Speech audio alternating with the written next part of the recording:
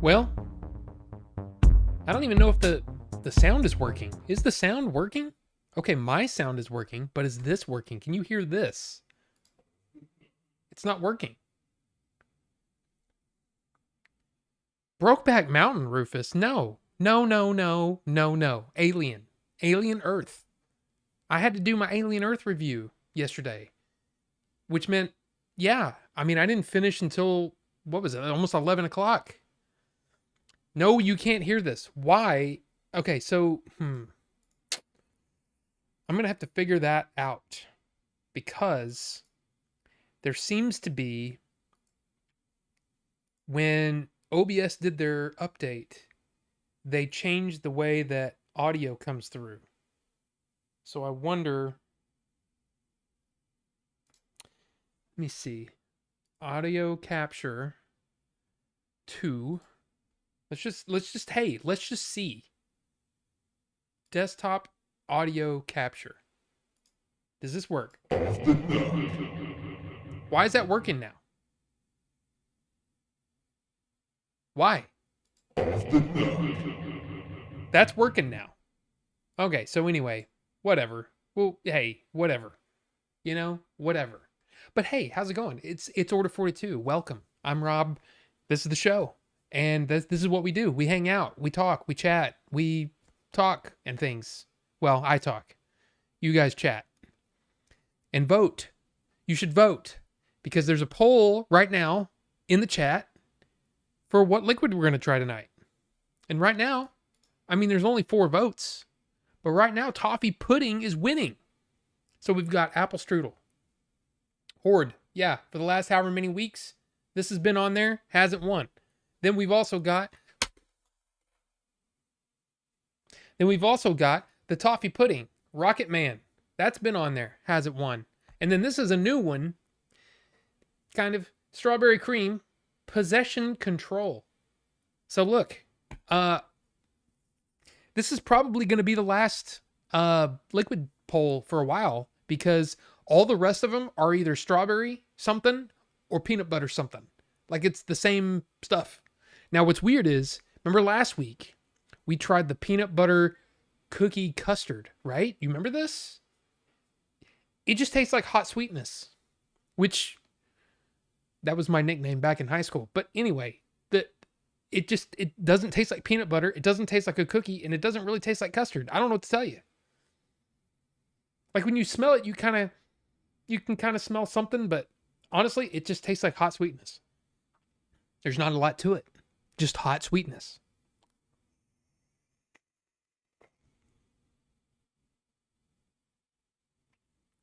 Hot sweetness. Anyway. Hey, how are you guys doing? How are you guys doing? First up with Stop Fox. I mean, seriously, I couldn't even get the poll up yet, and he was already texting in the chat.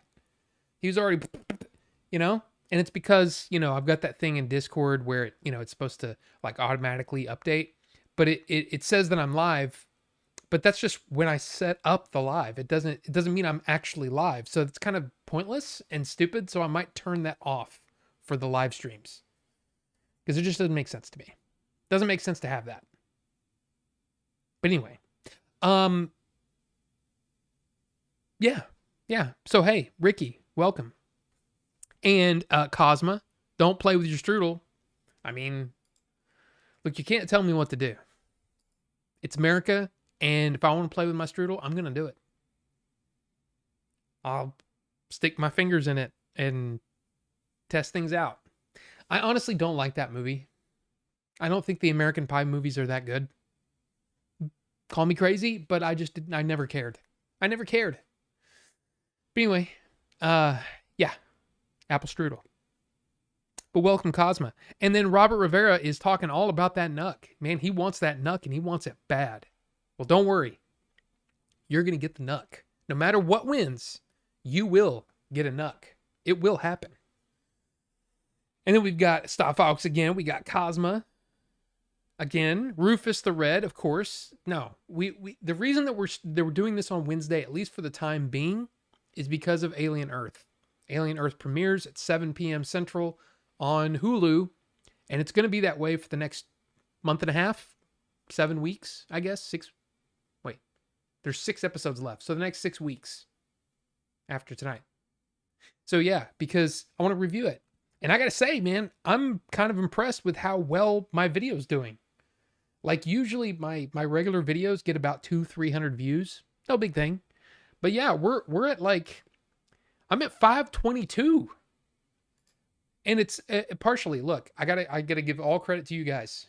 You guys with the comments, that helps, man. That helps the algorithm. And of course me, replying to those comments helps too. But all y'all's comments, I really appreciate that, because that helped boost the video and help put it out there, so people watch it. And yeah, there's been some interesting conversations. And also, just in the last 2 videos, I've gotten like 25 subscribers. So you like that. You like to see a little bit of growth, And it's weird, man, because I say, I have the thing that's like, hey, subscribe and hit, the comment and all that, whatever, blah, blah, blah.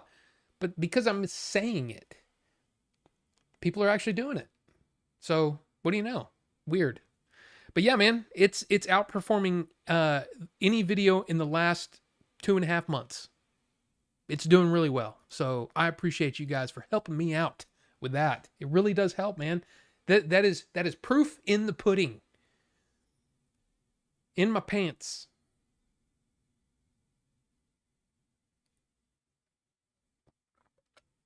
But anyway, uh, let's see who else is here. Shozama, was Alien Earth so bad? CG going back to Tuesday streams. No, no, it wasn't bad. Here's the thing. Here's the thing about Alien Earth. It's fine. There's a lot of people that really like it, and hey, more power to them.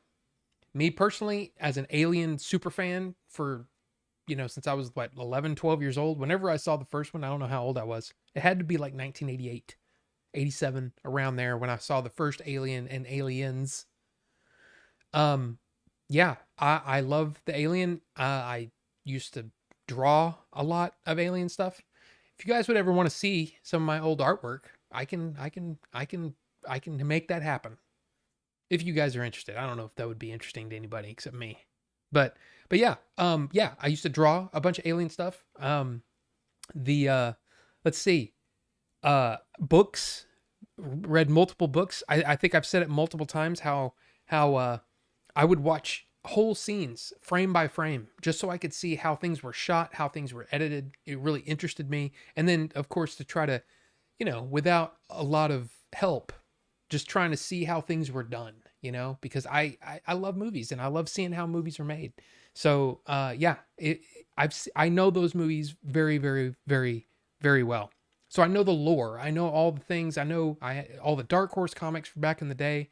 I mean, I'm a huge Alien fan. Of course, I'm going to have some criticisms because there are things that don't work for me. But overall, I think Alien Earth is still worth you giving a shot, especially if you have Hulu or Disney Plus.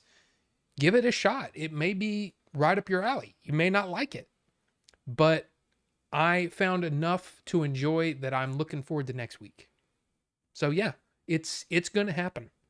Now, I will also say two other things to announce, I guess. Monday, as we've mentioned, is my wife's surgery.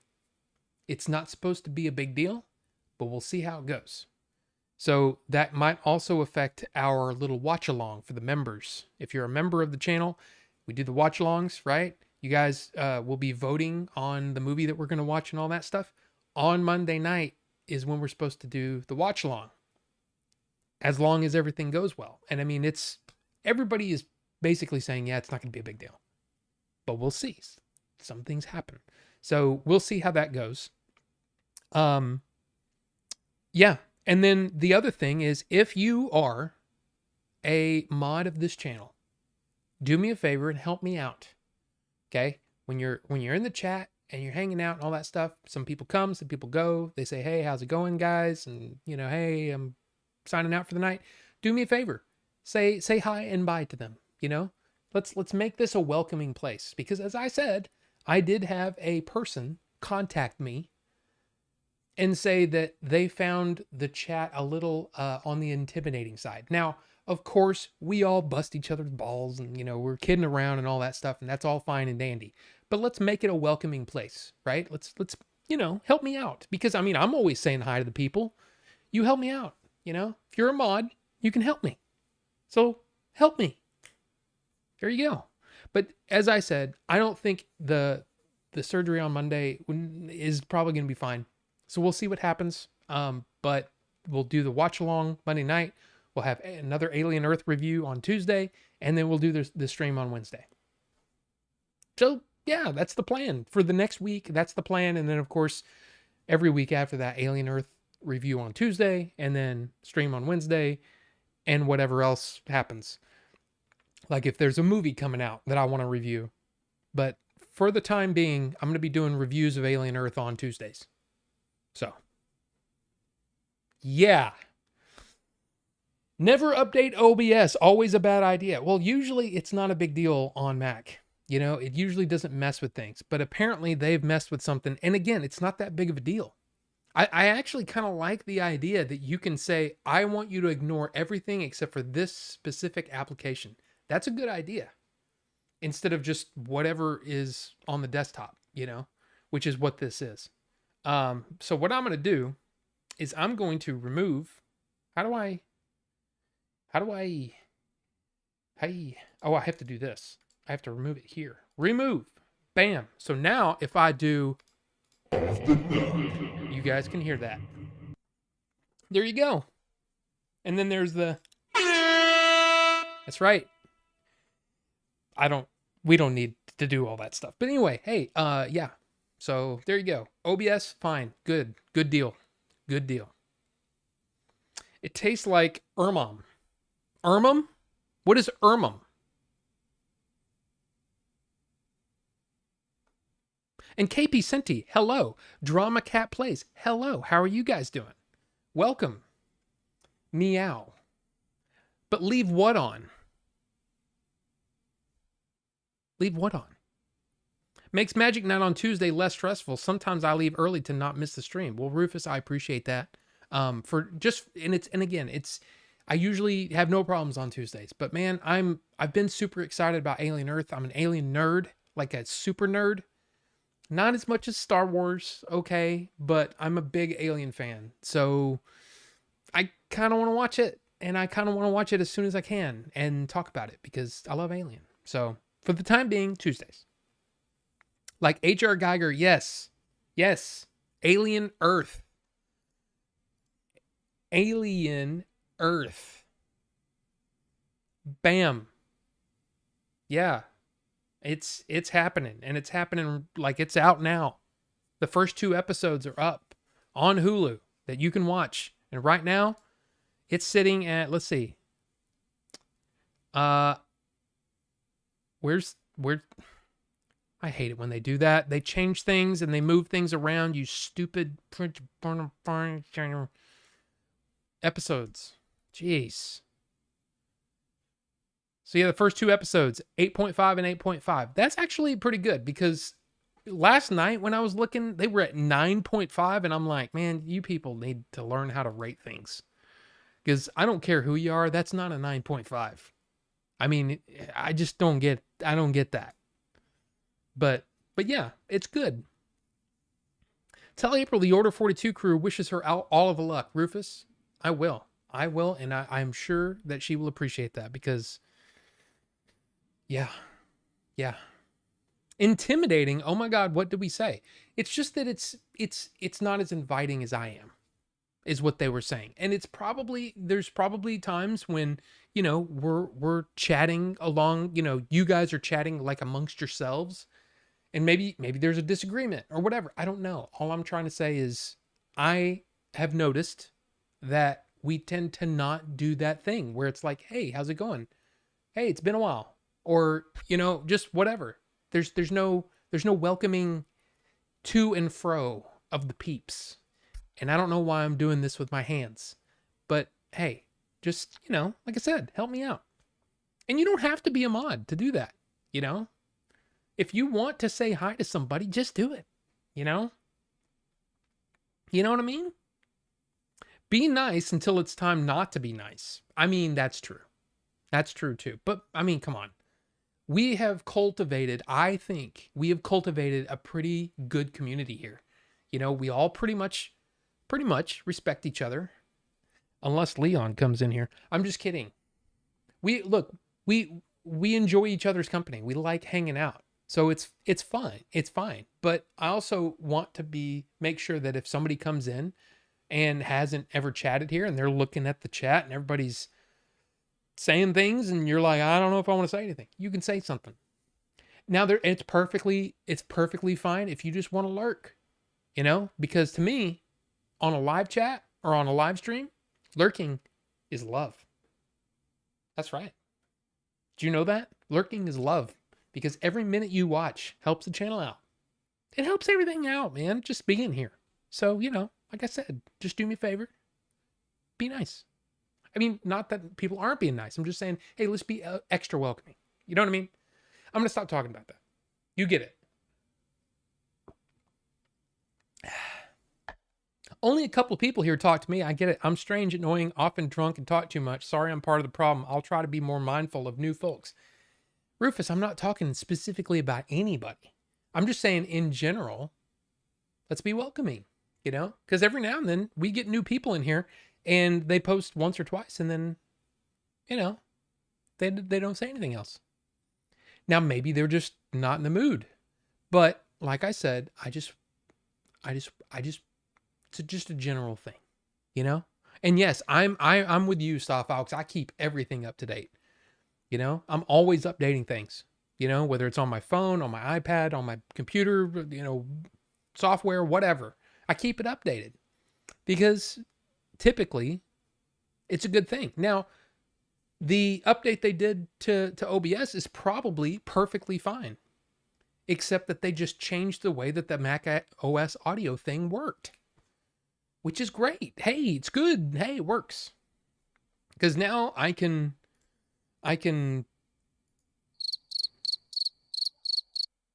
play sounds. Is this a, oh, those are locked. I can't do those. Those are locked. Oh, the other ones are locked. Oh, man. How do I, okay, I have to get Nitro to use all those. Well, I'm sorry, but I'm not going to pay extra for another thing. But hey, if you guys want to add some sounds to the server, like Ninjinzu did with, then you're completely welcome to do that. I'm gonna disconnect out of the voice channel just so you know nobody's confused. You know what I'm saying? So no one's confused. I say so far the thing far too much now. Realize I say, oh, do the thing far too much now. Realize that the other day. Well, you know what's funny is I've been wearing this shirt for a long time too. But I've been saying do the thing since like the Blockbuster days, I think. Let's do the thing, you know, let's do the thing. And do a thing from Choco Taco, who I love. Man, Choco Taco, Halifax, man, I love those guys so much. And both of them have seen kind of a dip in their viewership over the years because, you know, they both started with PUBG, and of course PUBG, nobody not really caring about PUBG anymore. But I just love those guys. I watch a lot of Hollywood Bob too. Visions. I love those guys. They're all pretty much PUBG guys. But anyway, do a thing. That's what it was. He's like, it's like anytime he's going to do something dangerous, he says, I'm going to go do a thing. And then they were playing Battlefield 6 the other day. By the way, has anybody been playing? I mean, I know Ninjinzu said he was playing it. And I'm one of those people that I look at that and I go, wow, that looks amazing. I would be terrible at that. Like absolutely terrible. I would just get killed over and over and over. But anyway, the other day I was watching Chaco last weekend playing it, and he's like, hey, I'm going to go do a war. I'm going to go do a war. It's just funny. I like that. Mom is Mom. Not yours, but you know. Sure.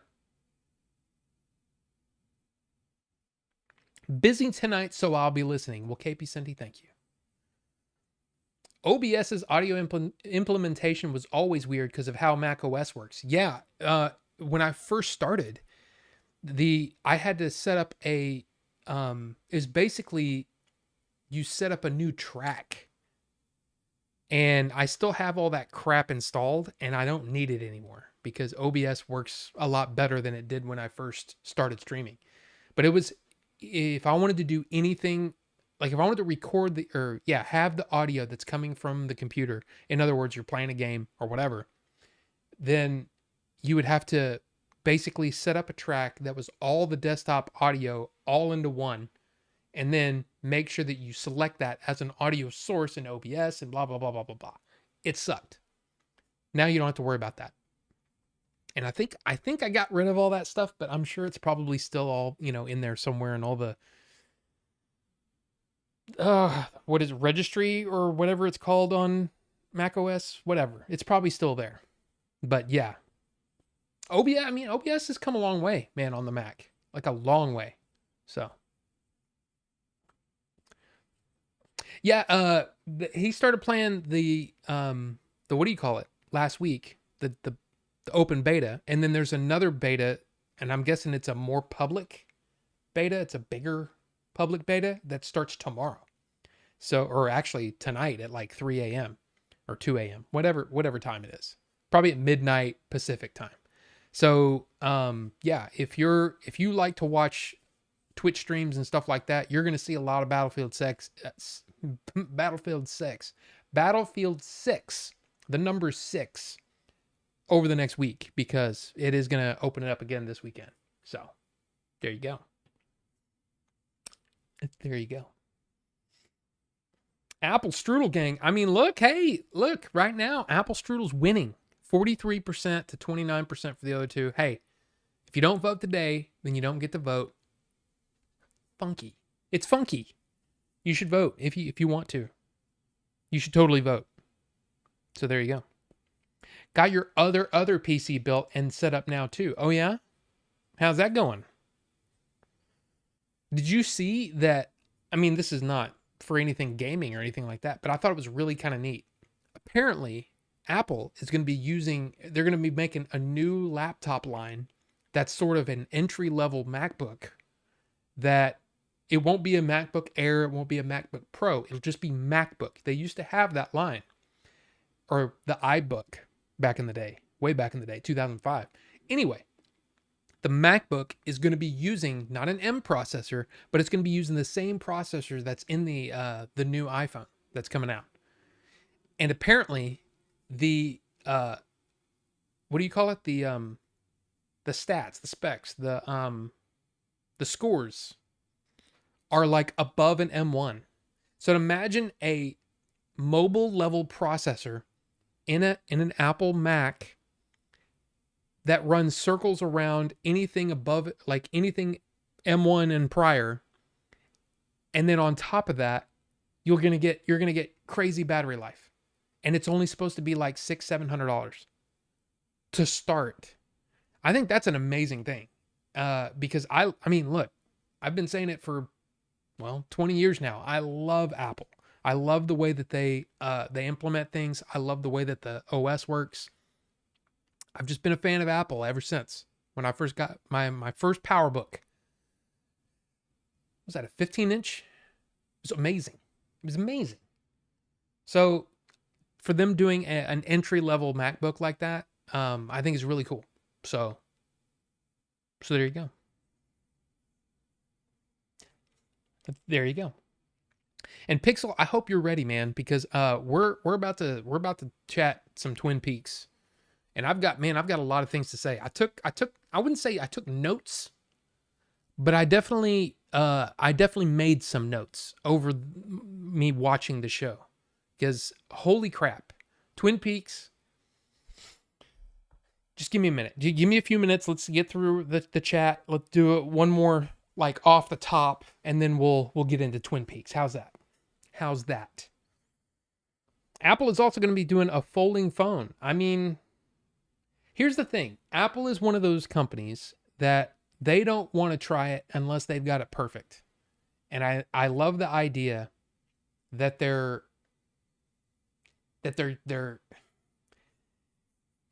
got this thing, this processor in a mobile processor that's so good that it's beating, processors from 4 years ago. And then on top of that, they're going to put it in a laptop with crazy good battery life, and it's going to be super cheap. I think that's awesome. I think that's great. So, oh, that's true. That's true, Staffhawks. Yeah, you're not wrong. Because there's no reason, like right now, there's no reason why my processor or why my fan should be on really. There's nothing I'm doing that's that crazy. Or maybe it's just because, there's a lot of processing power going on because I've got all these freaking tabs open. I've got, I'm streaming to the internet. I mean, who knows? But there's no reason for my fan to be on right now. Like I don't feel like I'm doing anything that crazy, but hey. Yeah,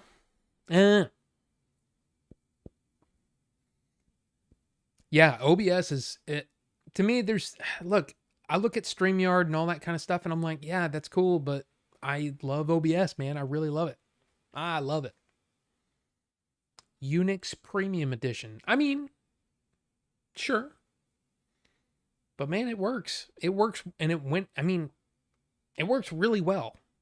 I used my previous Mac that I used was in fact, it's sitting right there. It's a 15-inch MacBook Pro from 2012. And I used that all the way up till 2020 when I got this bad boy. iMac 27-inch with an i9. It's the last i9 that it was the latest and greatest Intel processor that they made for the iMac. And it was the last time they had an Intel processor. And everybody was saying, well, we don't know how good the M1's going to be. Well, it turns out that this still keeps pace with most M2s and almost the M3. So the Intel i9 is still really good, but this is a 2020, it's 5 years old now, so it's starting to show a little bit of age. It's starting to take a little bit longer to, get things processed and all that, but it's still pretty good. So, yeah, Twin Peaks, man, season 1 and 2. We'll get into that. We'll get into that because, I think you'll probably understand where I'm coming from, that in the middle of season 2, things kind of go downhill for a bit and then they come back up at the end. But yeah. Have I replaced the thermal paste ever? No. I feel like the fans should be on while streaming. Oh, well, maybe. Thermal paste should be replaced every 3 to 4 years max. Well, I don't know how to do that on an iMac. So be like me and never replace it because you're lazy. I know. I'm no Vinny C, that who I be. I can't just see if things will run Crisis all the time. I can't do that. Are you kidding me? I'm not that kind of guy. I can't do it. It's just not my thing. Now, I also have a PC. It was CyberPower. I don't even know if they're still around. But a CyberPower PC from 2017. And I haven't even turned it on in like a year. So, I don't know. I did that so I could play. I wanted to play games over there on Twitch. And I did it for a little bit of time and it didn't go well. So, and it's not because of anything, but I suck at video games and I would get angry and I didn't have the patience to try to build an audience. So I quit. CyberPower is upgradable at least. Well, here's the thing. It's not. Because I think the processor that I got and the motherboard that I got, I'd have to get a whole new motherboard and all that stuff. And it's like, at that point, I might as well just buy another PC. And I can't justify that. So, I wanted to bring this to your attention. Showzama, if you're still here, this isn't all you, but it is a thing. Right now, over on Barnes & Noble, they've got the Arrow Video deal going on until 9/14. So 50% off the Arrow Video collection. Of course, you've got stuff like Dark City and Cobra and Swordfish and Jason Goes to Bleh. Whatever. If it's Arrow, you can go get it and it's half off right now. That's a good deal if you're into the Arrow Video. Now, here's the thing. Right now, there's not currently anything that I really care that much about. And you might be like, well, Rob, what about the Dollars trilogy? Well, I have the Dollars trilogy in 4K digitally. And the thing is, I like those movies, but I don't like them enough to spend the kind of money that those things are going for right now. They're going for crazy, crazy dollars. You know what I mean? Fistfuls of dollars, you might say. It's crazy right now. And I think a lot of places are already sold out and all that kind of stuff. But look, here's the thing. If you're into physical media, you know who Arrow Video is, and they've got great deals going on right now. So, go do it. See, like, I would like to see the Andromeda Strain, but I don't know if I need to buy the Andromeda Strain. I'd like to watch The Long Kiss Goodnight again, but I don't know if I need to spend $25 on that. You know what I'm saying? It's getting to that point where if I'm going to buy something, it's going to be something I really want to see, like I'm dying to see, or it's something that it's like, man, that's one of my favorite movies. I got to have it. It's just a thing. It's a thing. Just toss me some cash and I can build you a good one. Well, again, at this point, I can't justify it. Because I suck at video games, man. I sucked at Donkey Kong Bonanza. I got to a point where I'm like, I don't want to play this anymore. Now beat the game, okay? Because what happens is you beat the game, and then a whole new thing, like a whole new set of tasks, things that you can unlock, right? And I did the first one. I'm like, okay, that was okay. It was a little annoying, but it was okay. And then the second one annoyed me so bad that I'm like, okay, I think I'm done with this game. I found some more bananas, and all that kind of stuff. Did some searching around some of the, all the biomes in Donkey Kong Bonanza, but I'm done now. I think I'm done. So I had my fun with it, So I can't see myself. If I'm feeling that way about a freaking Nintendo game made for kids, how am I going to feel when I try to get on, Battlefield 6? No. Don't do it. Don't waste the money.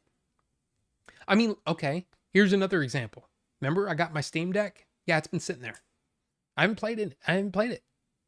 I've been too busy with other things. Reading and oh, by the way, I just finished The Bands of Mourning. The third book in the second Mistborn trilogy, the Wax and Wane trilogy, or I guess it's quadrilogy. I hate that. I don't like quadrilogy. It just doesn't sound right. But anyway, 4 books in the second Mistborn thing. The third book, read it. It was great. I really enjoyed it. And now I'm reading the Dark Tower comic collection that my good friend John Michael bought me. I'm reading that now. And it is more of just a comic version of Wizard and Glass so far. But I'm liking it. I'm digging it. So that's what I'm reading. But then I've been watching a ton of movies. And we'll get to that. But there you go. Yeah, the Arrow thing it's on Barnes and Noble only, but Amazon is price matching some of those. So depending on, if something's in stock on one site and, not another or whatever. Yeah. The great thing though is being able to go into a Barnes and Noble and look at their shelves and go, yeah, ooh, I want that one. I want that one. That's how I try to go into the store as much as possible. Now, with the Criterion sales, a lot of the stuff that I like or that I want may not be available in a Barnes & Noble, but anyway, it could be the same thing with Arrow. Yeah, you might have to jump on Amazon and see if it's on sale, but there you go. There you go. Yeah, there you go. I like a lot of what's available through their sale, but a lot of those movies are ones I know I won't watch often. I know. That's how I feel. I've gotten to the point now where I'm looking over there at the stack of movies that I've got. And then I'm looking at the movies over here and I'm like, you know what?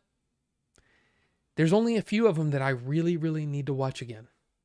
At least for a while, And some of the ones that I've watched recently, I'm sitting there and I'm going, I probably won't watch that again for another 5-10 years.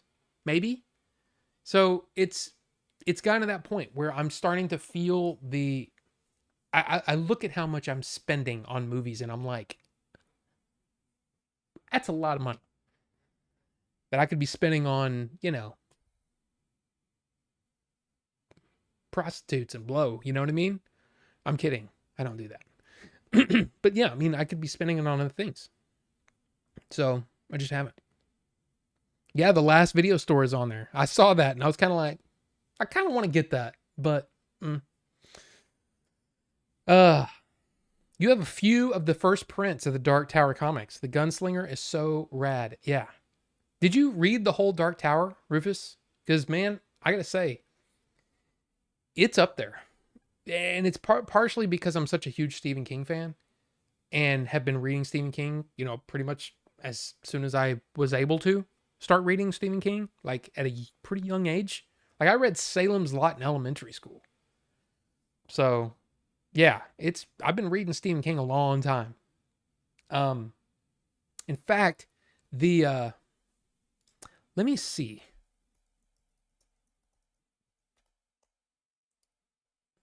Yes. Okay, see the second, not the silver one. The black one with the statue with the blood. That's what my copy from my library, my elementary school, that's what it looked like. And I was like, I don't know what that is, but I want to see it, or I want to read it. And it was partially because I'd seen the TV miniseries and I wanted to scare myself. But yeah, I've been reading Stephen King a long time, and if you're a long time Stephen King reader, The Dark Tower is such a rewarding experience. I just loved it. I loved it. Been meaning to for decades. I love the premise. Oh man, Rufus. Oh, it's so good.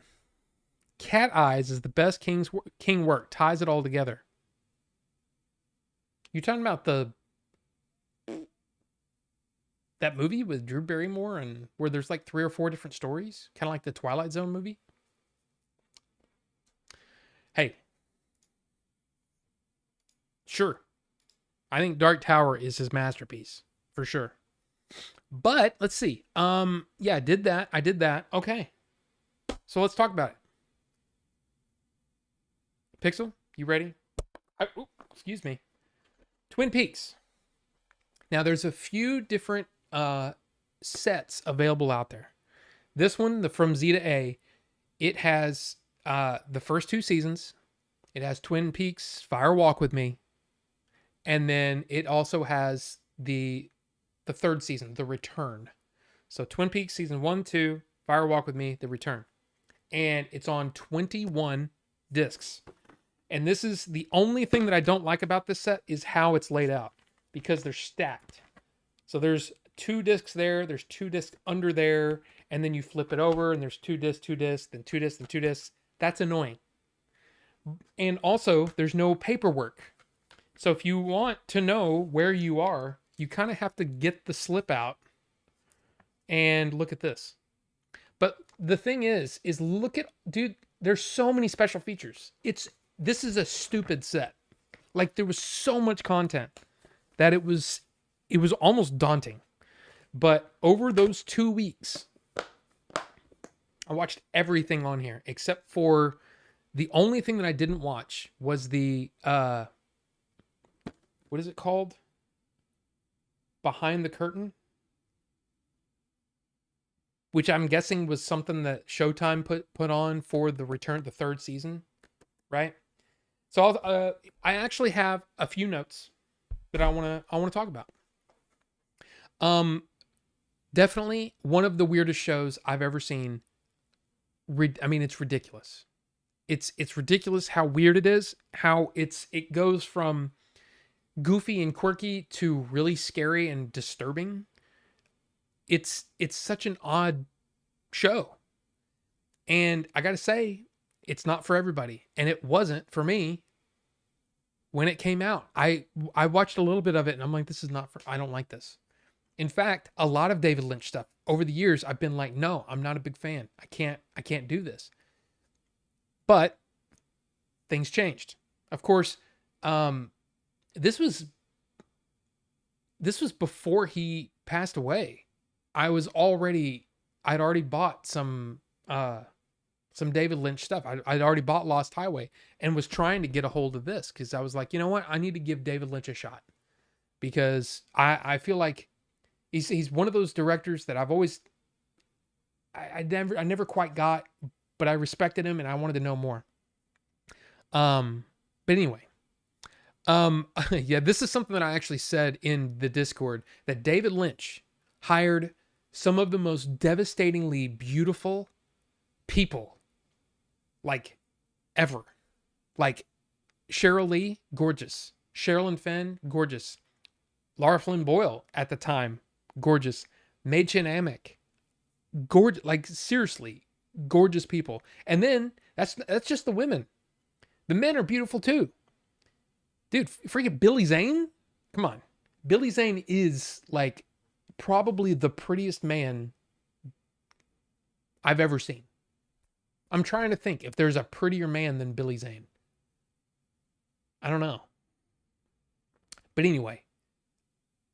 But along with that, he also hired some of the most odd looking people and just quirky and weird and strange, and Great casting. I got to say, great casting across the board. I will say, in those first 2 seasons of Twin Peaks, what's his name? Michael Ontkeen? Not the best actor. Okay? I know. The sheriff, he's an interesting character, but he had some awkward acting. I'll just say that. That's just me. Okay, the first 2 seasons, if you were alive at the time, a lot of people were talking about Twin Peaks. I was not part of that conversation back then. Like I said, it just didn't appeal to me. But everybody was like, "Who killed Laura Palmer? Who killed Laura Palmer?" Right, over and over and over. And it was a nationwide fervor. Right, in the middle of the second season, they basically outline the rest of the story, and they basically say, "Here's the truth. Here's what happened," and then interest in the show just kind of fell off a cliff, and it exited the consciousness of whatever. It's just people didn't care about it as much, and the show really suffered because it just got strange and weird. Now, I watched each and every episode, including all of the little things. I watched everything because I wanted to immerse myself in Twin Peaks because I felt like I owed it to the show. I owed it to, fandom. I owed it to myself to watch it all. And I really, really enjoyed it. And what happens is, after they basically unveil what happened to Laura Palmer, it falls off a cliff, and then at the end it goes whoop, like there's a sharp jump, and it's because David Lynch comes back, because David Lynch leaves Twin Peaks to go film Wild at Heart, which I've never seen. That's another one that I need to go see. I haven't seen Wild at Heart. I haven't seen Blue Velvet. Saw The Elephant Man. I haven't seen Inland Empire. So there's still some David Lynch that I need to sink my teeth into. But here's the thing. Fire Walk With Me comes out. And man, I can understand why people were just like, no. Because what Fire Walk With Me does, if you're not aware, it basically shows the backstory of what actually happened to Laura Palmer. And the thing is, it's so sad and depressing that it's hard to watch. It is a hard watch. But because of David Lynch's style, he'll show stuff that happened after Twin Peaks. He'll show stuff that happened before Twin Peaks, like the show. And then sprinkled in there is like almost a timelessness. There, you're like, okay, when is this taking place? You don't really know. But Cheryl Lee was insanely good in that. Because she really doesn't get to do a whole lot in the regular series because, she's Laura Palmer. I won't go into Maddie. But anyway, yeah, she was amazing in Fire Walk With Me. I mean, a very brave, hard performance. Like, really, really good. But then, Fire Walk With Me's over, and there's a special feature on Fire Walk With Me, the making of stuff. And it's basically them trying to get things filmed and all that stuff, but there's a David Lynch sort of retrospective. And suddenly it clicked. And I now love David Lynch. Like, there's something about him that is so comforting, disturbing, but lovely, like all at the same time, that he's got all of this inside of him. And he's an artist, and man, I wish I'd done this earlier, because now I feel the loss of David Lynch even more now, because now it's like there is no more, but there's still more for me to experience. So yeah, I will be going forward and probably buying all the 4Ks. Now, here's the thing. Fire Walk With Me, I don't know if I need to see that one again, because it is disturbing, and it's hard. It's just hard to watch. Um, but it's amazing how much of the show has just like ingrained itself in my head, like burrowed into my brain. It's crazy. And Kyle MacLachlan is great. Uh and pretty much anybody that's on that show does amazing work. Like it's really, really impressive stuff. Again, Michael Ontkean, eh, eh, not so great. Now the return. Man, I can see why the return pissed some people off. Because it's like, oh my god, Twin Peaks is coming back. And what do? You take the main character and you sideline him for almost the entire runtime. But the way that I experienced it, I watched one episode after another. So for me, there was no wait. You know, I mean, yeah, I was waiting, but I was like, I'm just gonna let this play out and see what happens. And it was so strange and so odd.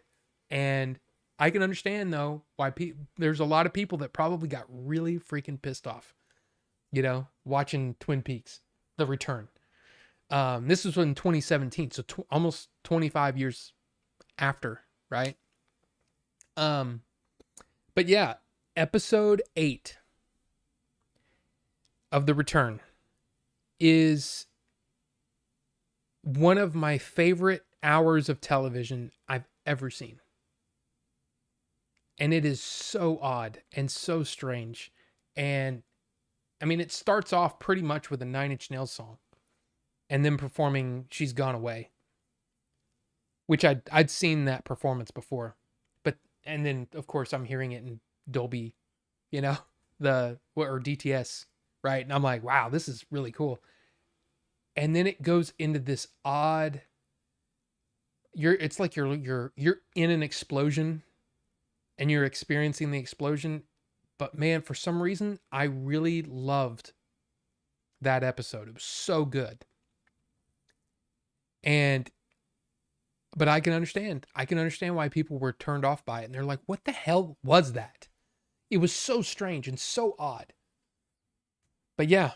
Oh, in the special features, there's Tim Roth is talking to David Lynch. David Lynch is smoking a cigarette and Tim Roth is vaping big old freaking clouds. It was really weird. I was like, wow, Tim Roth is a vapor? That's interesting. I didn't know that because Tim Roth is in The Return. But yeah, I can totally see I can see why people were really put out by the final season, almost left with more questions than answers. But that is what David Lynch is kind of all about. It's less about it's a weird thing because I'm usually all about story. Story is my number one. Characters are number two, and then the technical side is sort of like the last. It's the icing on the cake. As long as those three things work, then I'm usually pretty happy.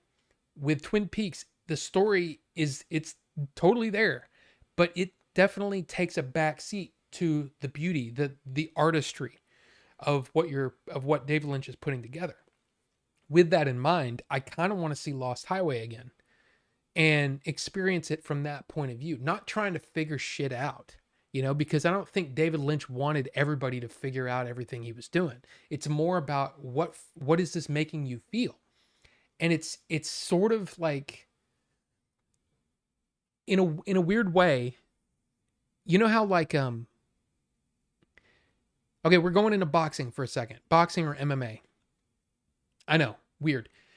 But when a boxer or an MMA fighter gets knocked out, usually what happens is once they get knocked out, it's easier from then on in their career to get knocked out. And it's because something is like unlocked, you know, it's something breaks or something's just not right. And suddenly it's easy to knock them out. They might have like this amazing chin their whole career. And then all of a sudden they get knocked out that one time. And then from then on, almost everybody can knock them out, right? Because it's just easier now. To me, watching this is sort of unlock that idea that, you know what, maybe story isn't the most important thing. And maybe it'll make me look at movies differently. There might be movies that I didn't connect with in the past that I may be able to sit and watch for the artistry of it instead of how well did this story work? I don't know. We'll see how that affects me. But I feel like now that I've seen Twin Peaks, and now that I'm kind of like I said, I'm almost like hungry for more Lynch. It's going to be interesting so in a weird way, he might have affected the rest of my life, which is something I didn't expect, putting in, disc after disc of Twin Peaks, that a single vision could possibly change the way that I view everything, which is kind of amazing. And I never thought of Lynch that way. I was like, oh, what a quirky dude. Oh, he did Dune. There's all this weird shit, and you're like, why? I want to see Dune again, his Dune, and see if I can appreciate it more. I don't know if that's going to happen, but we'll see. Let's see. Oh, this is after episode 8 of The Return. I almost wish that it continued along that route. Instead of going back to the conventional type stories, wrapping up some storylines from the regular series, wrapping up some things, I almost wish it got more weird. Like less conventional. It's a strange thing that I never would have thought that I would have thought that. But yeah, I guess that's pretty much it. Between Lost Highway and the show and the documentaries on this, which there are many. In fact, I think it's the third to last disc is like 5 hours of making of The Return, including that very famous clip that got out where he snaps his head around. He's like, what is this? Why is everybody so concerned about how long a scene is? And he's like, fucking hey, man. And he just gets all pissed off, like right away, there's no, he's automatically pissed off. And it was just like, whoa. But there's something beautiful about that way of thinking and letting a scene breathe. Now, there is probably a 5-minute scene of a guy mopping or sweeping up a floor. Was that necessary? Maybe not. And maybe that was a direct response to somebody saying this scene is too long. I don't know, but it's one of those things where it's like, I kind of get it. So anyway, the Star Trek Next Generation set is like that too. Oh shit, really? Because I kind of want to buy that. So much value for what you pay. Okay, I might have to get that then, because I really enjoyed the original series, and I've said that I want to watch the Next Generation because I'd never seen it. So, Zeta A is definitely the best of the Twin Peaks releases. Yeah, I didn't actually go into that, but this includes everything from Twin Peaks. There is a Blu-ray set that includes just the TV series, not Fire Walk With Me, which might be a great buy if you already own the Criterion edition of Fire Walk With Me. Because here's the thing, though. I don't know what's on the Criterion disc. Like, is it the same special features that's in here? I don't know, because this has, I want to say it has two discs of special features for Fire Walk With Me, if I'm not mistaken. Oh, including the missing pieces, which is a bunch of deleted scenes, but they're all like good. Like it's almost like another movie, which was kind of fun to watch. So yeah, I don't know. I didn't look into it to see what was on that Criterion 4K. But then there's also, of course, I think you can buy the seasons separately. And like most of those are going to be like on DVD and stuff. This also includes, which I didn't mention, this includes the pilot, which is basically the first 2 episodes.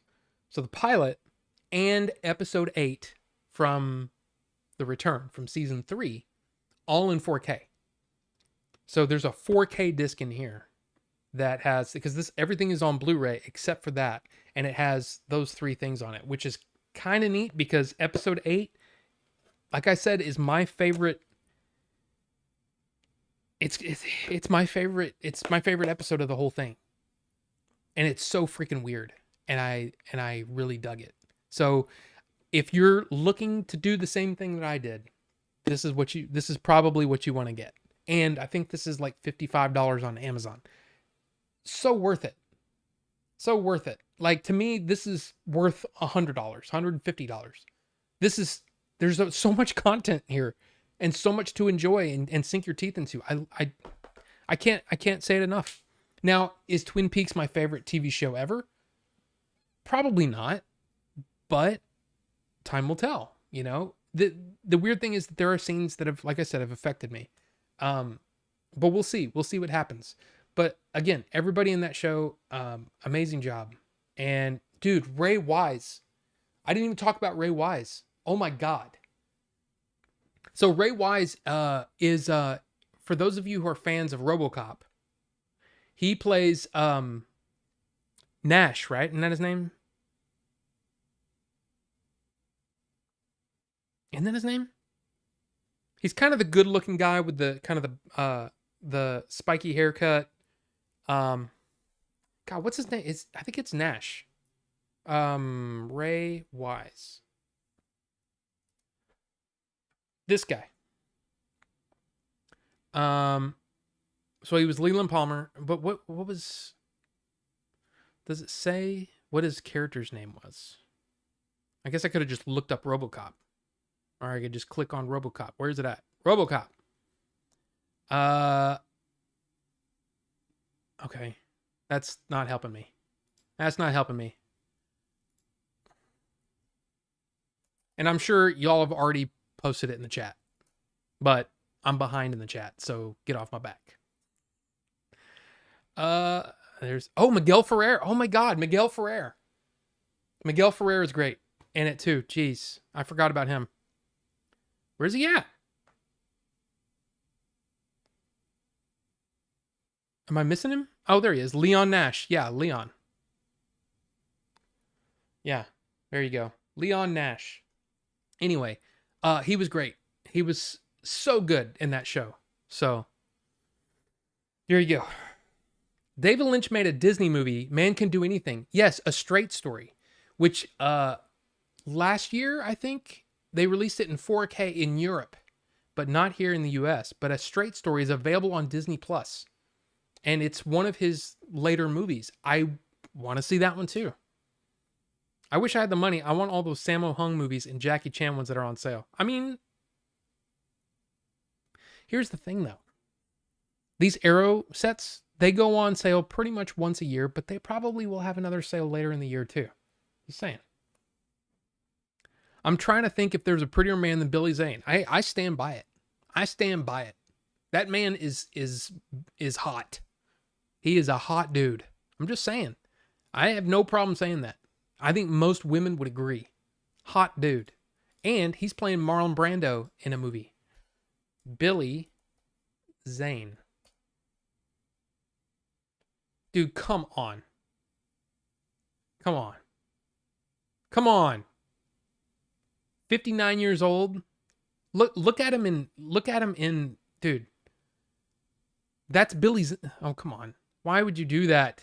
I hate fucking videos. Yeah. That's Billy Zane, not Marlon Brando. That's crazy. He looks so good. He looks so much like Marlon Brando. It's stupid. I don't even know if the movie's good.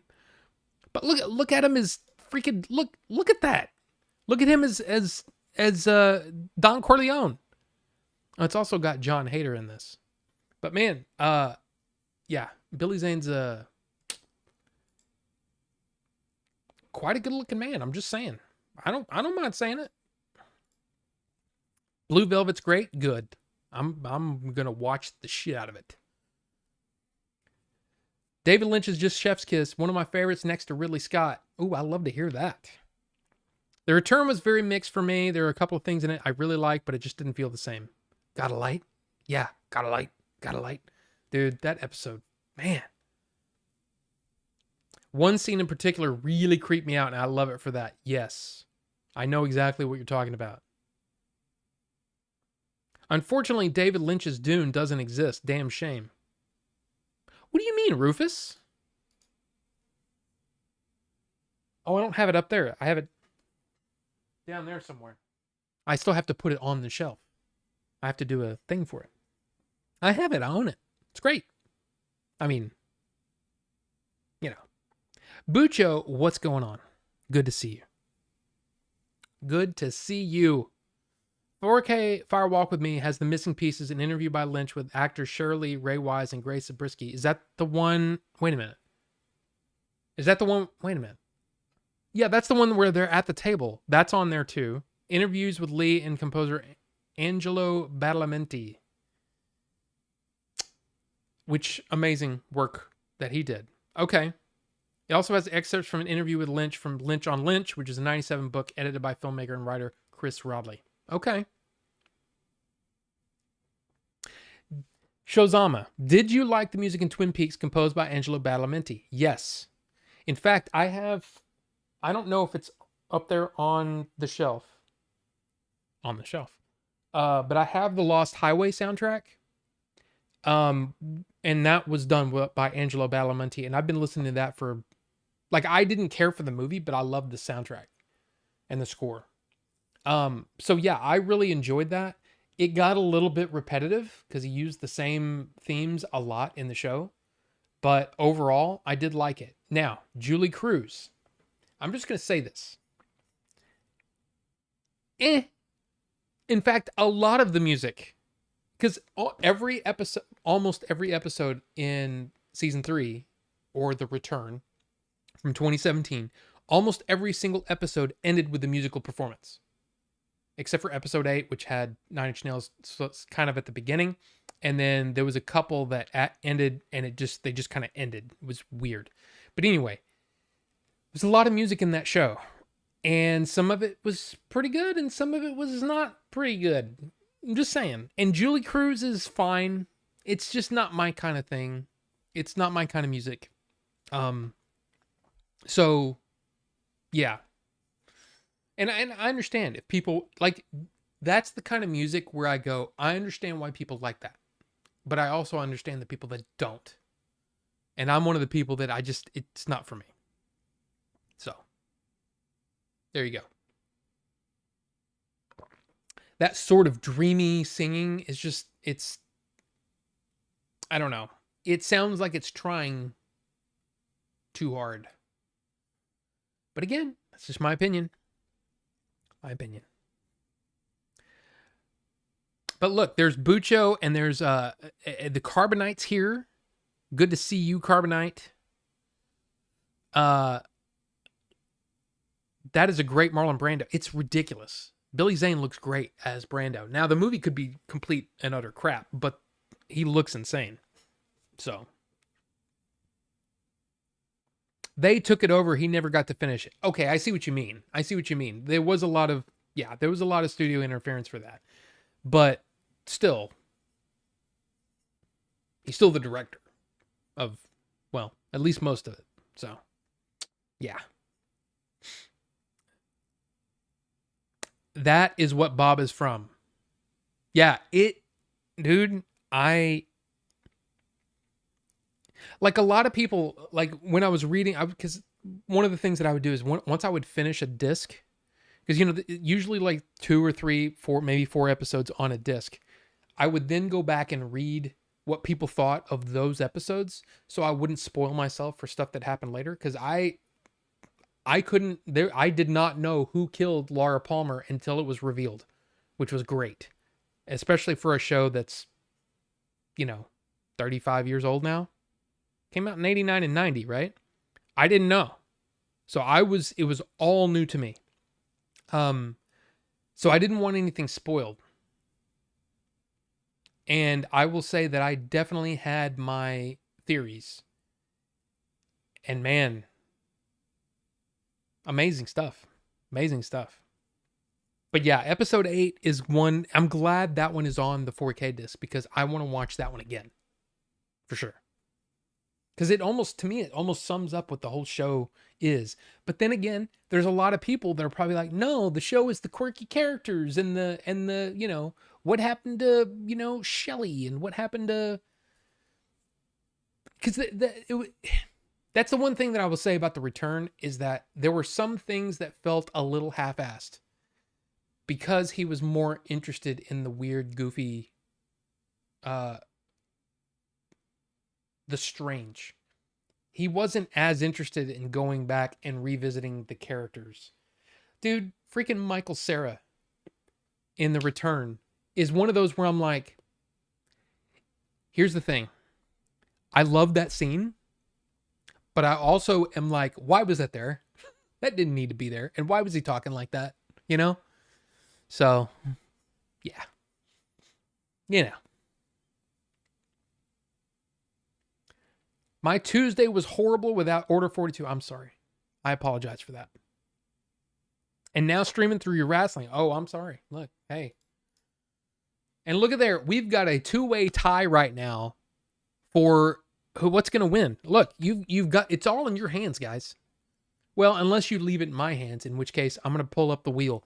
The wheel of doom and regret will pick if you guys don't pick. So if you haven't voted, you need to vote right now. Because we're going to go off the nuck for sure. Anyway. How could he do that to us? But you got an Alien review. And so many people really enjoyed the Alien review. That was, dude, I really enjoy the fact, or I like the fact that that's getting attention. Because I love Alien, man. I love to talk Alien. So I just think it's cool. Let me have a thing. Anyway. Ready to get your Rob on. It's my Monday. Perfect end hanging with my nerd homies. And Filbert, look, he says it's the best show on YouTube. I don't know about that. I would say that it's a show on YouTube. And what makes it fun is you guys. That's what makes it fun. So thank you, Filbert, for that very, very kind words. But, I mean, let's not get hyperbolic here, okay? This is a show that is put together. And there are things that are said, words that are said and things. So yeah. There you go. The Fireman. Is that what Twin Peaks was all about? To me, it actually made Lost Highway make a little more sense, which is, I never thought I'd say that. But anyway, sorry. It was a fun review. Well, thank you, Bucho. I appreciate that. I can never stay mad at you. Well, you know what's funny is, I don't know if people probably didn't see this because it was in the comments. The original cut, I recorded for about 30 minutes, and the first cut of everything that I wanted to say was 25 minutes. And I basically had to cut out stuff because it was too much. It was too much of me nerding, geeking out on stuff. And then my rant about the editing and it went on too long. So, but it was fun to do.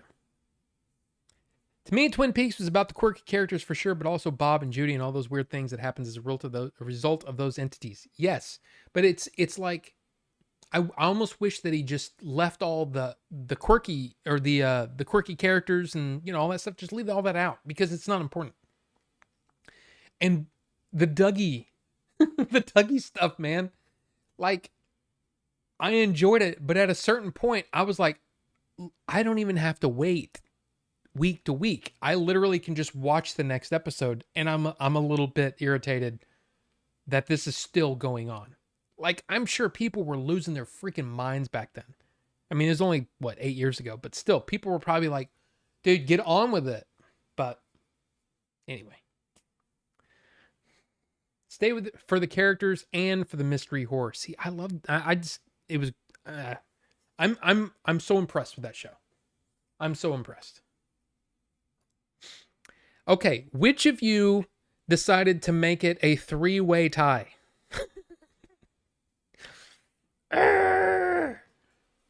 All right. I'm going to go through the other movies that I watched. Don't worry, it's not going to be as long. We have 5 movies, other movies that I watched this week. Yes, I watched a lot of stuff this week. And then also a pickup, my last of the Criterion sale that finally came in. Okay, so here we go. First up, I watched this again. I haven't seen this in probably at least 15 years. Holy crap, this movie's good. Like I always knew this movie was good, right? I've owned this movie. I owned it on VHS. I owned it on DVD. In fact, I still own the DVD and the Blu-ray. My God, what a great movie! Like if you like Silence of the Lambs, this is almost a spiritual successor to Silence of the Lambs. A story about a serial killer that's so perfectly paced, perfectly tight movie. Like there's nothing extraneous. The acting is fantastic. Direction, the way that it looks, oh my God, this movie. So if you, for some reason, have never seen Seven, dude, get on it. Get on it. So this edition, right? And of course, here's the thing. There's going to be some people that look at that and they say, oh, that's Kevin Spacey. Doesn't matter. Watch this movie. I love, this is also one of my favorite things is that, so, and then, right? And then this opens up and you get more. Right? Beautiful. And then you open it up again and you get more. Right? And the only thing that's in here is the disc right in here. Now, of course, do I wish there were finger holes? Yes, of course I do. Of course I do. But there's this, which is one of my favorite features in any Blu-ray set is when this happens. You see that? You see that? Listen. Yeah, magnetic. And it stays closed. Magnetic. Just like the Avatar set that I went nuts about. Love it. Love it. So beautiful set. It does come with a digital code. This is fantastic. And of course, there are multiple commentaries, 4 commentaries, which is insane. You get a bunch of additional extended scenes, deleted scenes. There's 2 alternate endings.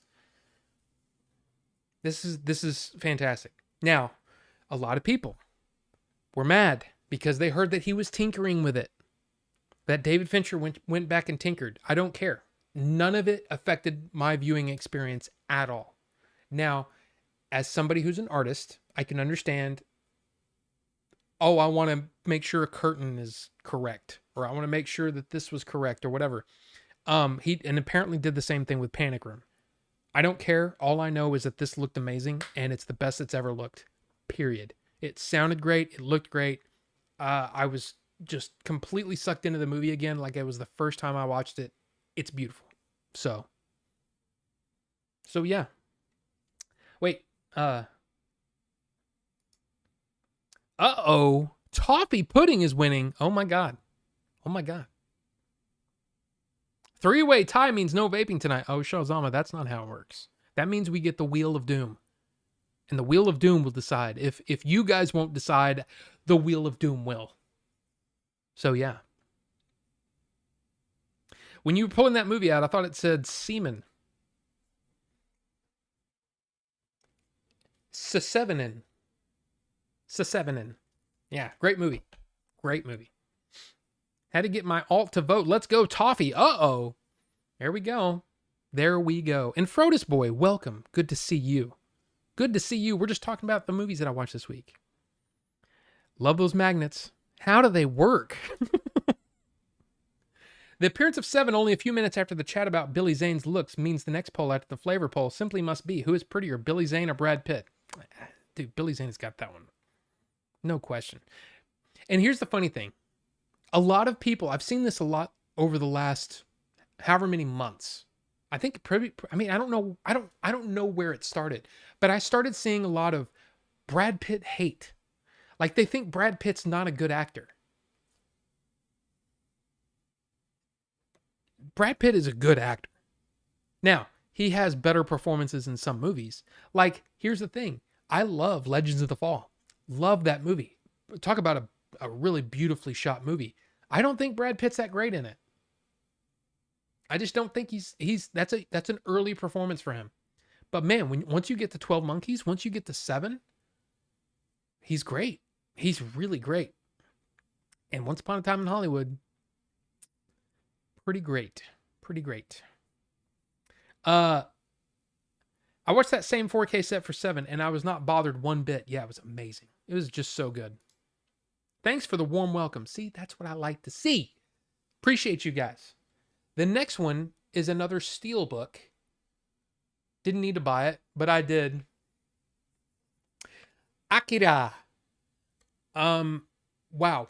I haven't seen this in a long time. I did watch it in the original Japanese with English subtitles. Oh my God. And this is another one. Like, if you haven't seen this, you probably need to get on that. Does come with the. I'm a little disappointed with that there's not, it's just red on the inside. But wow, what a movie. I'm so glad that I own this now. It was fun. It was fun to watch again. I'm a little disturbed, not disturbed. I'm a little disappointed that there weren't more special features with this, but still fantastic.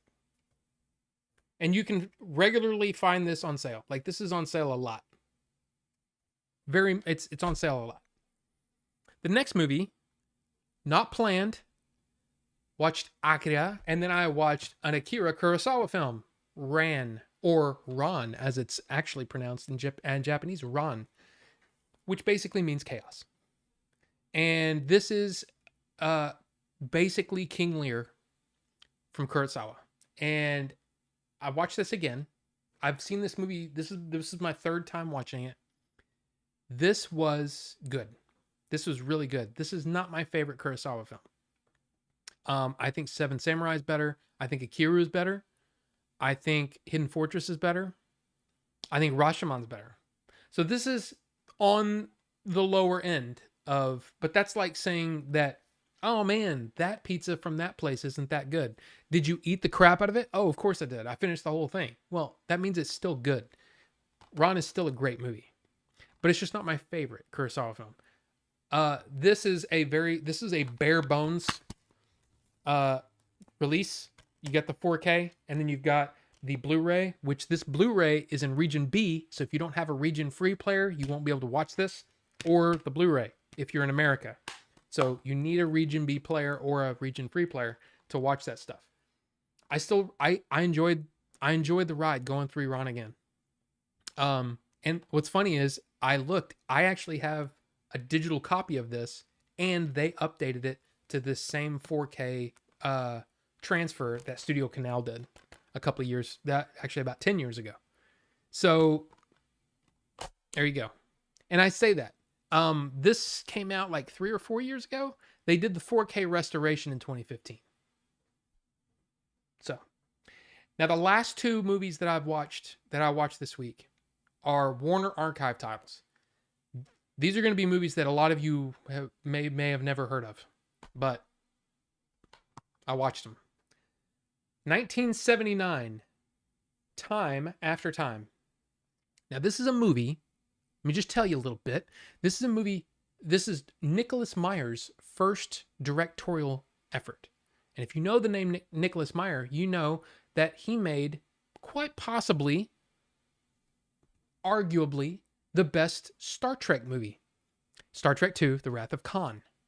He apparently had never watched Star Trek before when he wrote the script for that and directed it. Kind of amazing. He did an amazing job. This was his first effort, and he's got Malcolm McDowell, Mary Steenburgen, David Warner. Those are, if you know actors, that's a pretty good cast. This story is basically that set in 1893. H.G. Wells has invented an actual time machine, and one of his friends happens to be Jack the Ripper. Like, he didn't know that he was Jack the Ripper. But Jack the Ripper basically takes the time machine to 1979 when this movie came out, and H.G. Wells chases him through time. And so it's basically a fish out of water story. It's kind of a weird sci-fi story. but there's also a romance because Mary Steenburgen is in it. Now, here's what's funny. What's interesting about this film is you can basically watch Malcolm McDowell and Mary Steenburgen fall in love. They got married. They were married for 10 years, had 2 children. And this was the first time they met, was making this movie. And what's funny is, to me, the most effective part of this movie are their performances. And here's another thing. I've always thought of Malcolm McDowell as a hero because of this movie. He plays the protagonist. He's H.G. Wells. And again, fish out of water, and he's kind of funny, you know, quirky and all that. So he's from 1893, and suddenly he's in 1979, and you know, Mary Steenburgen talking about how, you know, free love and stuff like that, and he's like, whoa. It's very interesting and very 1979. But what's weird about it is I always looked at him as a hero. But ever since, like before and after, Malcolm McDowell almost always plays a bad guy. But I always thought of him as a hero because he was the good guy. He was H.G. Wells in Time After Time. This is a movie that I used to watch when I was a kid. Watching it again, I'm like, man, this is kind of disturbing, which might explain a lot. But this is a movie that, again, it's on the Warner Archive collection. I want to say it was actually a very profitable movie. I think it was made for $3.5 million, and I think it made like $14 million in the US. So it basically jump-started Nicholas Meyer's career. And he started writing, doing a lot of writing. If you look him up, he did a lot of writing for Star Trek. It basically cemented him as a sort of a staple in Hollywood, which was kind of interesting. But again, I love David Warner in this. He plays Jack the Ripper. He's creepy, like really, really creepy. Malcolm McDowell is, I love this movie. But this is a movie that I'm like, this is a movie I'll watch every 5 years. Maybe. Right? Because I used to watch it a lot when I was a kid. But what's interesting is watching it with adult eyes and getting all the jokes and all the things that they were talking about that I didn't get when I was a kid. So anyway, there you go. And I got this cheap. You know, it was one of those sales where it's like, I think it was buy 2, get 1 free or something like from Warner Archive. And they were discounted. So I think I ended up getting 6 movies for like $80, which is not bad. But anyway, Time After Time. If you're interested, look it up. I can't believe I talked that long about that. I'm sorry. But then a movie I'd never seen, but a movie that was on so many different noir lists. Another Warner Archive. This is Murder, My Sweet. And I watched this today, and this is a Philip Marlowe story. And of course, based upon the novel by Raymond Chandler. You might have heard those names before. Here's a noir movie from 1945. Yeah, 1945, RKO Pictures. Great movie. It was 95 minutes solid. I really enjoyed this. It's one of those where like I said, I've been kind of, I've been really digging the noir stuff, you know, the Raymond Chandler stuff, the Philip Marlowe stuff, the, what's his name?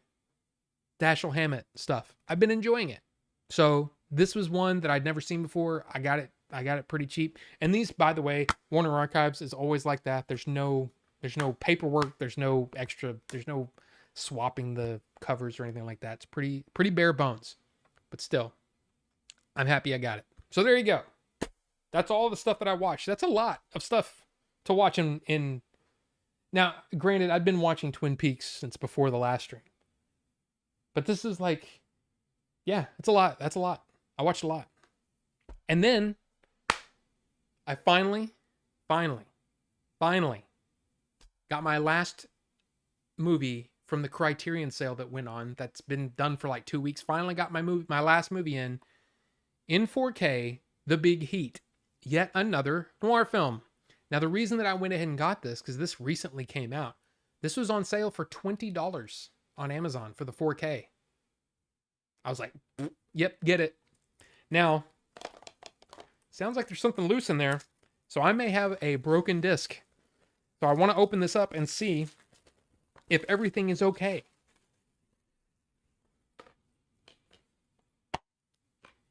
Disc is loose. It is the 4K disc that's loose.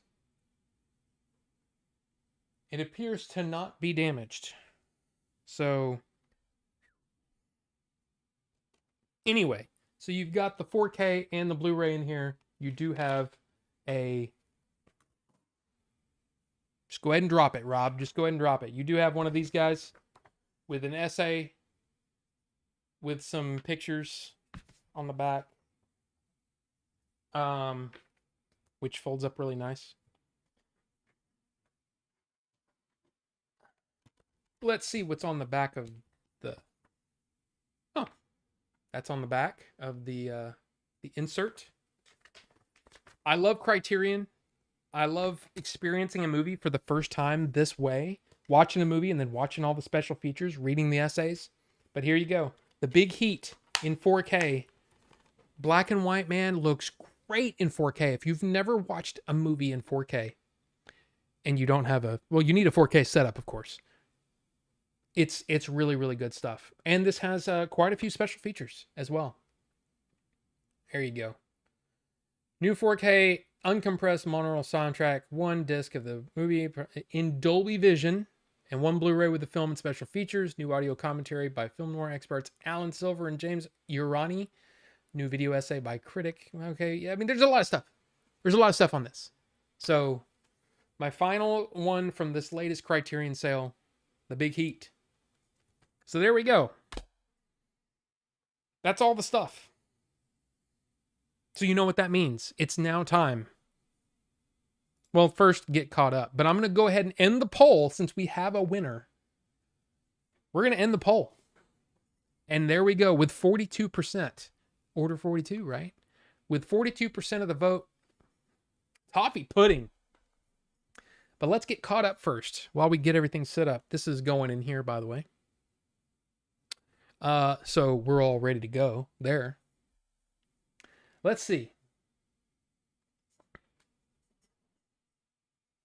I think Legends of the Fall is great. Also, I want a 4K of the assassination of Jesse James by the coward Robert Ford, Pixel Phoenix. I will say this. When I saw that movie the first time, I didn't get it and I didn't like it. But that was also, I'm a different man than I was then. So I would like to watch that again. If Billy Zane is pretty, isn't Pierce Morgan a sculpture? They look similar, but Pierce has that... You mean Pierce Brosnan? Pierce Brosnan is a good-looking man, but he's not pretty. Billy Zane is just damn pretty, okay? And especially in Twin Peaks, I was like, wow. Wow. Just wow. So. But yeah, yeah. I've been considering picking up Akira on 4K. Still haven't decided yet. I mean, I think it's tough. I mean, it's the classic. Like, if anybody says, hey, what's the most famous anime, whatever, of all time, they're going to say Akira, right? I think it's good. You got to rewatch Akira with the first English dub. I mean, I've actually read that before, Shazama, that both dubs are worth listening to, the new one and the old one.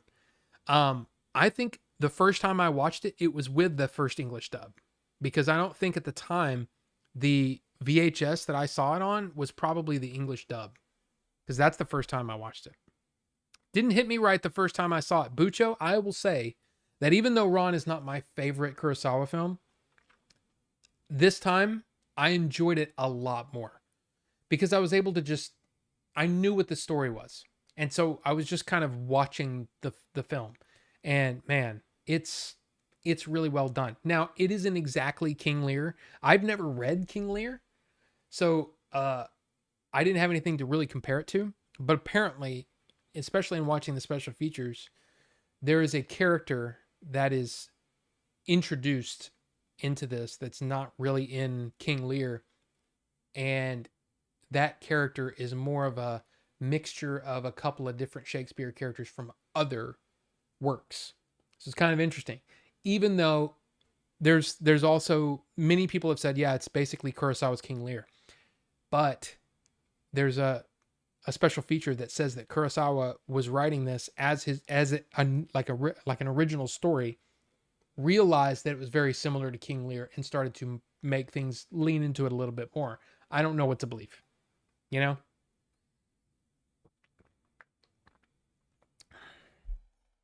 They did another English dub. Why? They tone it down?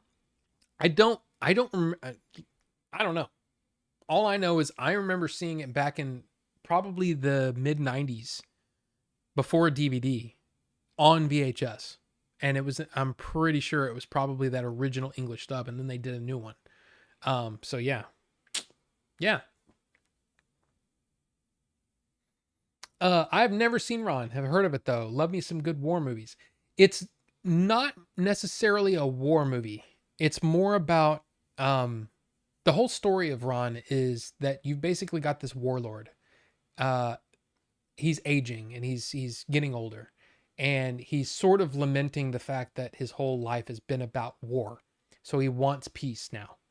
And he takes his three sons and basically splits his empire between them, but the sons start fighting each other and bad things happen. And it's tragic. In fact, the last shot is haunting. I mean, if you've been paying attention to the story, it is a haunting ending. So I like it. Like I said, I like it. It's not my favorite Kurosawa, but I'm glad I own it in 4K. It's the best it's ever looked. It's one of those situations. There's a lot of people that look at the transfer on Ron and say, that's not the best 4K, but I still think it's pretty good. I mean, they did the 4K, like I said, in 2015 before 4K discs were really a thing. So no Cyndi Lauper on the Time After Time soundtrack. No. This was 1979, so way before Cyndi Lauper was even a thing. Jules Verne and H.G. Wells started everything we care about. I swear. I mean, you're not wrong. There's some amazing stuff that they both did. And look at there, Buccio and Rufus. Man, get a room, you guys. Jeez. Malcolm McDowell is a good guy in Mozart in the Jungle. Never saw that. Never knew that. But I mean, when I think of him, Malcolm McDowell, I think of course, Clockwork Orange. I think of Blue Thunder and other movies where he, it really honestly didn't even matter that it was Malcolm McDowell. It was probably just work that he got, but he was playing a villain in almost everything. So you need to see Seven Samurai in 4K. It's gorgeous. It is gorgeous. It is. I mean, I'm so lucky that I got to see Seven Samurai in the theater. It's amazing how fast that movie is. For being almost 4 hours, that movie flies by. I love that movie so much. I've seen that movie. In fact, that's the Kurosawa film that I've seen the most. I mean, obviously. I've seen it 5 or 6 times.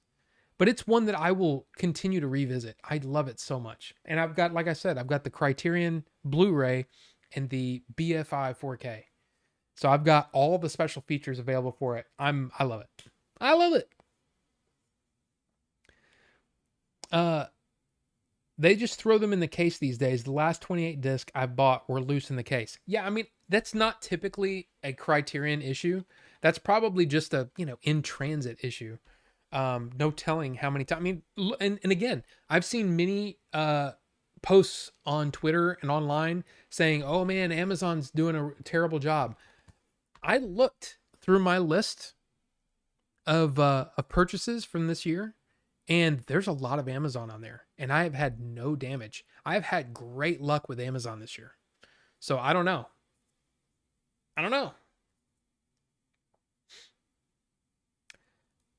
Know who's pretty and good looking? JCVD. Sorry. Yes, I meant Brosnan. Good catch. I realized as soon as you said it out loud. Morgan looks like the bird lady from Home Alone. Kurt Russell? Pretty though? I don't know, man. I don't see pretty from Kurt Russell. But why are you watching all this stuff you already seen when you have a backlog of stuff you haven't seen that we told you to watch already? What are you talking about? You're talking about this? I want to be able to comment on the 7 4K, the Akira 4K, the Ron 4K, the Time After Time Blu-ray. Well, again, I haven't seen Time After Time in years, so it was almost like watching a new film. But come on, man. I have discs over here that I've purchased with my own freaking money, right? I'm going to watch them before they go on the shelf because that's the only way they will get watched. If I just start going crazy and watching everything that any rando tells me to watch, like you guys are a bunch of randos, but you know what I'm saying? It's like, I want to get my money's worth out of these. Dude, one of the things that drives me absolutely crazy right now is seeing all of these posts on physical media, right, on Twitter and stuff. And they're like, look at my collection of Arrow releases. And they're all still sealed. I'm like, I'm sorry. You're not a movie fan if you're not watching movies. If you're just collecting movies, I don't know who you are. I don't know what you are. But you're not a movie fan. A movie fan opens them up and watches them. Now, I understand you bought a huge stack of Criterion releases. You go ahead and you put them on the shelf and they're still sealed. And oh my gosh, I forgot to watch them. But no, these are pictures of people who collect sealed shit. It's like physical, like games that are still sealed or games that are being graded. Get out of here with that. That's not the point of these things. The reason to have them is to enjoy them, to experience them. But again, that's my call. And for me, I want to watch my movies, the movies that I purchased. So there you go. There you go. I like the plot of Ron even more now. Oh yeah, it's more of a, it's an interesting movie.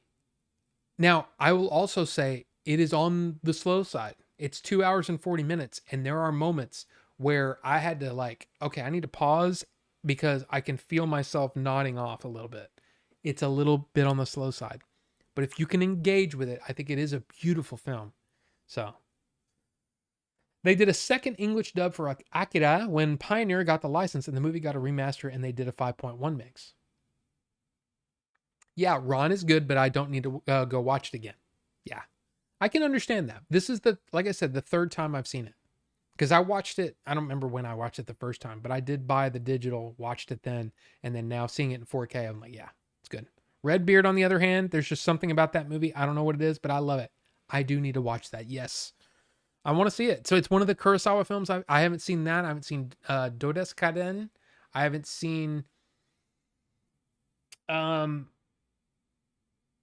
There's something else in there that I hadn't seen. But you haven't seen Dersu Uzala, have you? 1975 Academy Award winner for Best Foreign Film. Directed by Kurosawa, but shot in Russia. Yeah, you haven't seen that, have you, Starfox? Anyway, just kidding. Malcolm's best work was Heroes. Love Clockwork, but he aged like fine wine. He's a good looking guy. I like him a lot. Heroes. I don't remember him in Heroes. I don't remember Heroes very much at all. I can just keep watching Seven Samurai so much too. It really is insane. Almost everything, this is from Pixel Phoenix. He says almost everything I get from Amazon is damaged now to the point I only order from Orbit, Diabolic, Second Sight, Zavi, Criterion, Arrow, and whatever else. I was looking at my list of because basically I'm like, I need to figure out where I'm getting my movies from and basically keep track because I don't know taxes. If I show it on stream, is that considered part of my business? I don't know. And maybe I can write off some of it. I don't know. But see, Movie Trading Company, Amazon, Barnes & Noble, Walmart, eBay, Diabolic, Barnes & Noble, Criterion, Amazon, Target, Walmart. That one doesn't say where it's from though. I didn't write that down. But that was the sale, the Warner Archive sale. Amazon, Orbit, Shout Factory, Barnes & Noble, Amazon, Groove, Target, Walmart, Diabolic, Amazon, Barnes & Noble, Amazon. So Akira was from Amazon. Steelbook, perfect condition. Andor was a steelbook from Amazon, perfect condition. And Master and Commander, Kingdom of Heaven, both of those from Amazon. Actually, Kingdom of Heaven was from Target. But Master and Commander, I was really worried because I kept seeing all those pictures and going, son of a bitch. My Master and Commander is going to be jacked up, isn't it? No, mine was perfect. So, I don't know. I need to rewatch Malcolm McDowell as Soren in Star Trek Generations opposite William Shatner and Patrick Stewart. Yeah, I haven't seen that one in a while. I think I've seen that one, but or maybe not. Excuse me. I'm not sure. You know what? It's time. I mean, we're gonna still talk and stuff, but it's time. That's right. So the winner, everybody, was Toffee freaking Pudding Rocket Man. So while I get caught up in the chat, we're gonna get the nut going. The nuck. A real fan grades their 4Ks, Rob. I don't think so. Oh my God. This smells exactly like toffee. I mean, it should, right? But man, wow, that is strong. There's also I'm getting a hint of coconut.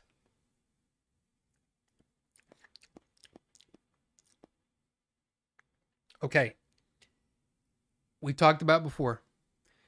Off the nuck, it can taste a certain way, and then when you vape it, it can taste a completely different way. I'm really hoping that it tastes as good as it does off the nuck because, oh my God, that tastes good. Like, it tastes really good. Very, very caramelly, a little bit of nutty in there. The coconut, oh my God. Oh my God. Oh my God. It tastes really good. Really good. Anyway, when you see those sealed collections, Rob, that's more of a performative social media thing. A lot of these people are doing that for attention and approval from others. Yeah, I hate it. I hate it. I hate it. I hate it. I don't think you're a fan. You're not a real fan. A real fan, and maybe that's too gatekeepy to say that. But man, watch your freaking movies, man. Either that or sell me all those copies of sealed shit you have. Put them on eBay. All right, so we're filling that up. I don't believe in grading anything. No. That's part of the reason why I got out of baseball cards. Because I thought it was stupid. Oh, I'm just going to keep them in my binder and not do anything. Or, hey, I'm going to get it graded and it's going to be whatever. All right, whatever. All right, so Toffee Pudding, Rocket Man. We got to turn this on. 75 watts. Can you see this? Yeah, 75 watts, 0.19. Smells great. Let's give it a shot.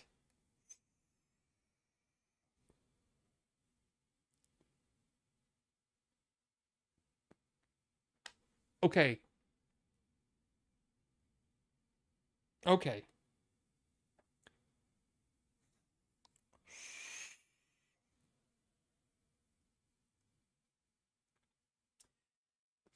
I'm not getting it. And this is not the fault of the liquid. I think I didn't do a good enough job cleaning off that coil.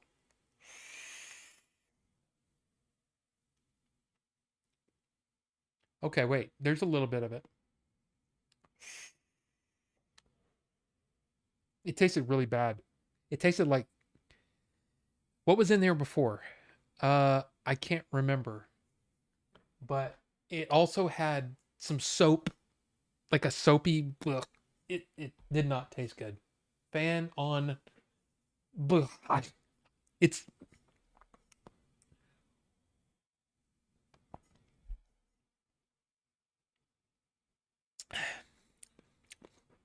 In fact, let me vape this other one for a second. Hot sweetness.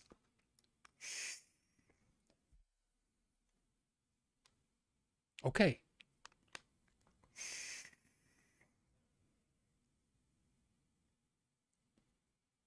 Okay.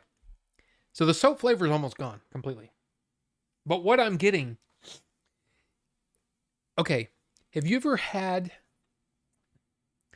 like a salted caramel thing and you just kind of lick it, right? So you get the caramel and the salt, right? You get that? The way that tastes, that's what it tasted off the nuck.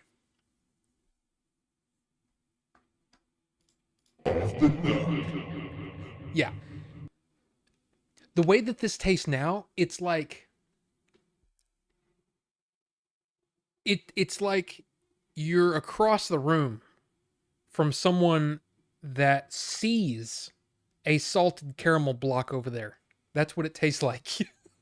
It's so mild. It's so mild. Now here's the thing about liquids, right?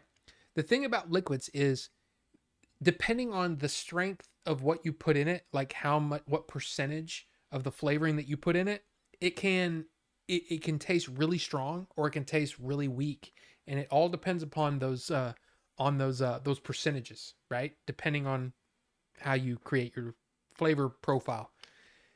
This tastes very mild. Like there needs to be something put in it that will boost the flavor a little bit because it's very mild. Now, this could also taste really, really good in more of a mouth to lung sort of situation where you're not breathing it in. Most of the flavor will just kind of stay coated in your mouth because you're bringing it in your mouth first, then you breathe in.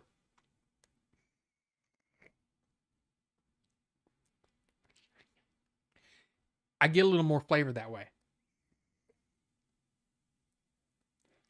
That's hard to do with an wide open. Here, let me close it down. Close it down, and I'm going to bring this down to like, say, 45 watts, not 75.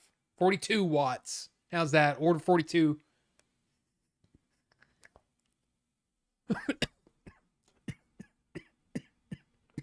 Here's the here's the thing. Wide open tanks like this are not meant to be vaped like that.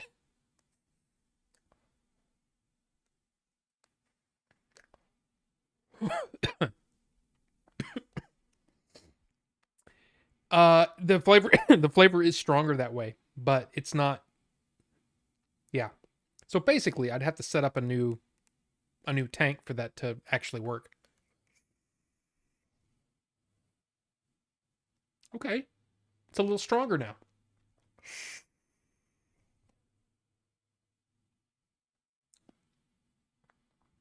It's pretty good. I need to be careful I don't set off my smoke alarm. My smoke alarm is back there, like way up there. The problem is I can see the vape rising in front of my lighting. So I'm gonna not vape for a bit. But here, I'll just say this. It's really good. There is a hint of something else in there that is not great. It's kind of masking that salted caramel kind of flavor that I really loved off the. But I'm enjoying it. It's gonna be one. Now here's the thing about liquids like this. You can get tired of this liquid really easily, I would think, because it's so rich. It's got a rich taste to it. So you need something that's kind of mild or something that's fruity to kind of counterbalance to. And I'm not saying, you can't vape it. I'm saying that you might get tired of it, so you need to switch to something. Me, I have 5 setups going at any given time because I'm a vaping nerd. Okay, so I have multiple setups going, multiple different flavors, different flavor profiles. I try to, you know, keep it a little crazy. I've got that strawberry banana thing that tastes like bubble yum. I've got my acai flavor. I've got this peanut butter cookie thing that's basically just hot sweetness. But yeah, so this is going to be a nice addition, especially with my coffee in the morning. This is going to be great. Great. But so far, like I said, it's still a little mild for me. I like my vapes, like my flavor strong.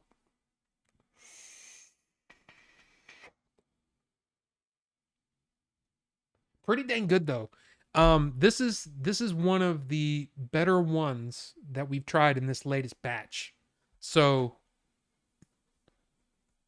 it took you guys forever to vote for it, but thank you. Thank you for doing so because, well, it tastes pretty dang good. Now I'm going to get back out of here. How do I do that? Oh, I have to hit the disconnect button. But yeah, good. It's good. It's really good. So thank you guys for voting. Toffee pudding, baby. And single battery. This is kind of a nice little, kind of nice. I can just grab that and go. I mean, I vape mostly at home anyway. But anyway. Those people are not like us. We are not the same. That is true. That is true. I don't mean to sound gatekeepy, but I don't believe in keeping things sealed. Like the Lego stuff. I'm not gonna keep it. I don't like the fact that I have sealed Lego sets. I hate it. Open those up, man. Play with them. But they're so expensive and they're worth so much. Yeah, I get it. Then open up a shop. Don't keep them. I don't know, man. I hate it. And I hate the fact that we still haven't built the gunship, the big Star Destroyer. There's all of these little sets, which were free. I don't really count those. But there's also, you can't really see it because it's leaned up like this. But it's a lighthouse. And that's going to be, and there's no need to keep that sealed anyway. Because the boxes, I mean, dude, or FedEx mangled that box. Completely mangled it. And I sent that to Lego and I said, look at what FedEx did to my box. And they were like, ooh, that sucks. Sorry, we can't replace it, but man, that sucks. And I'm like, yeah, well, you should at least know that FedEx mangled my freaking box. Anyway, so look, it's not just Amazon. But anyway, I sometimes keep some of my media sealed, but I prefer sleeving them now so it looks sealed. Yeah, now, I mean, I can understand that. I can understand that. And you might say the same thing about my books. You're like, all my paperbacks look like they haven't been read. And I'm like, no, I still enjoy the content. I just don't mangle them. I don't know, man. I see a sealed movie and I'm like, I'm mad. I'm like, open that sucker up, man. Now I'm saying that. And I know for a fact that Billy has some sealed movies on his shelf. And it's just because he hasn't watched them yet. I don't think I have a single one that's not open already. Because I open those suckers. I don't care that they're not worth as much now. They're mine. I'm not selling them anyway. If I die, someone can go through and be upset with me that I opened them all. But screw that. I don't give a crap. I bought them. Ron has some slow moments. I have seen IR in my dreams. I've seen it in my dreams. Gotcha. How was High and Low? Where do you rank it? High and Low is a good one, but not as it's not in my top. Like, it's good. I'm glad I watched it. I'm glad I own it. I own in fact, I think I own the digital copy of that. I have the 4K in my wish list, but I'm going to get it at some point. But I'm not in a hurry. It's not one of my favorites. I picked up Ron because you remember that that really, really nice, I think it was a steel book. Ron Steel. Yeah.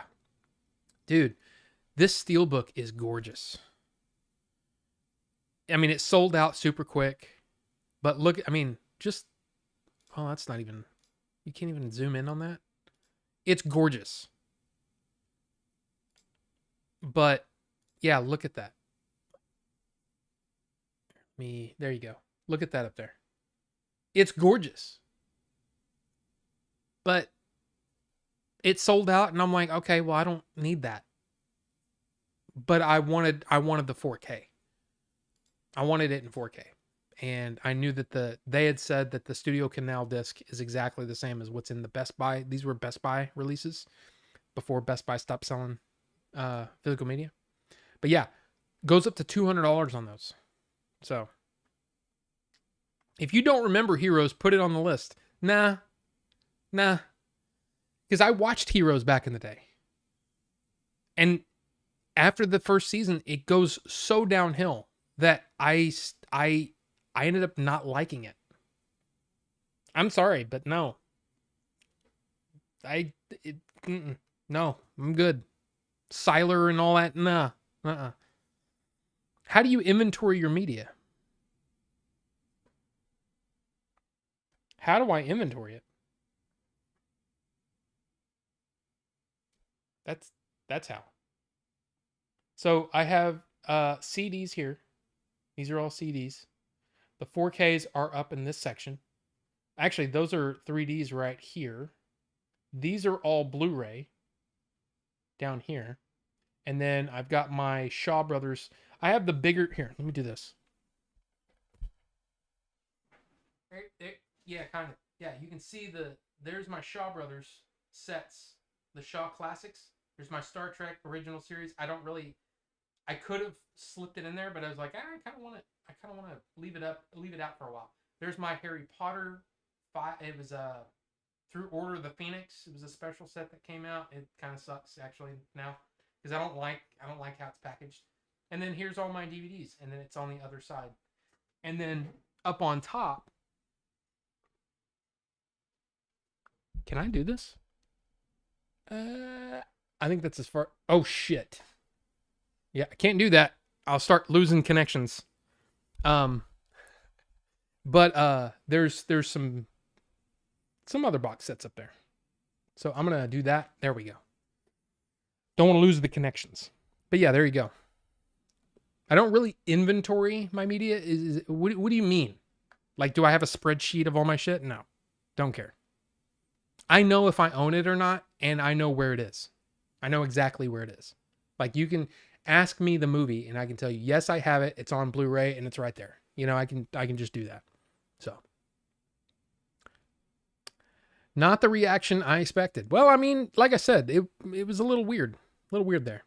I don't understand the whole collecting cards, but slow. I don't know. It's kind of cool. I have a decent collection of photo cards now, and it's fun organizing and putting them in a binder. KP said it. Yeah, sure, but that's not my thing, you know. And I don't really collect anything. You might be saying, well, you have a Blu-ray collection and all that. Yeah, but I'm not collecting every Blu-ray, and I don't even need every Blu-ray from every director or every actor. The only one that's kind of close to that is my Ridley Scott collection, and that is even. It's all over the place. I have some DVDs. I have Blu-rays. I have the 4Ks. I have some of them digital. So I don't know.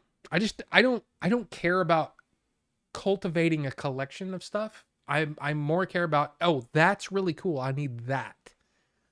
But I've never been into collecting the Lego sets or I collect what I like. And that's really about it. But anyway. I'm not into the sealed collection thing either, Pixel Phoenix. I agree with you. But at least for the 4K market, they're helping to support physical releases and keep it alive. Not ideal, but hey, the thing that I don't like about this recent kind of move from the studios is that they're like, hey, we're going to start releasing more physical media releases. But then they put them out on Steelbook and they're $40. Back when, remember when 4K first came out, they were $25. So now it seems like when the Criterions go on sale and the Arrows go on sale, those are the best deals. Well, and the Kino Lorbeers, those are the best deals in 4K right now, which is crazy. It didn't used to be like that. Like, even when they went on sale, they were typically more expensive than the 4K discs were. But then you have things like Groove, which Groove is, or Grove, great, because they have a lot of deals going all the time. Sometimes it's like buy three, like I think they have a deal, or I think it's already done, but it was 3 for $39.99. So 3 4K discs for $39.99.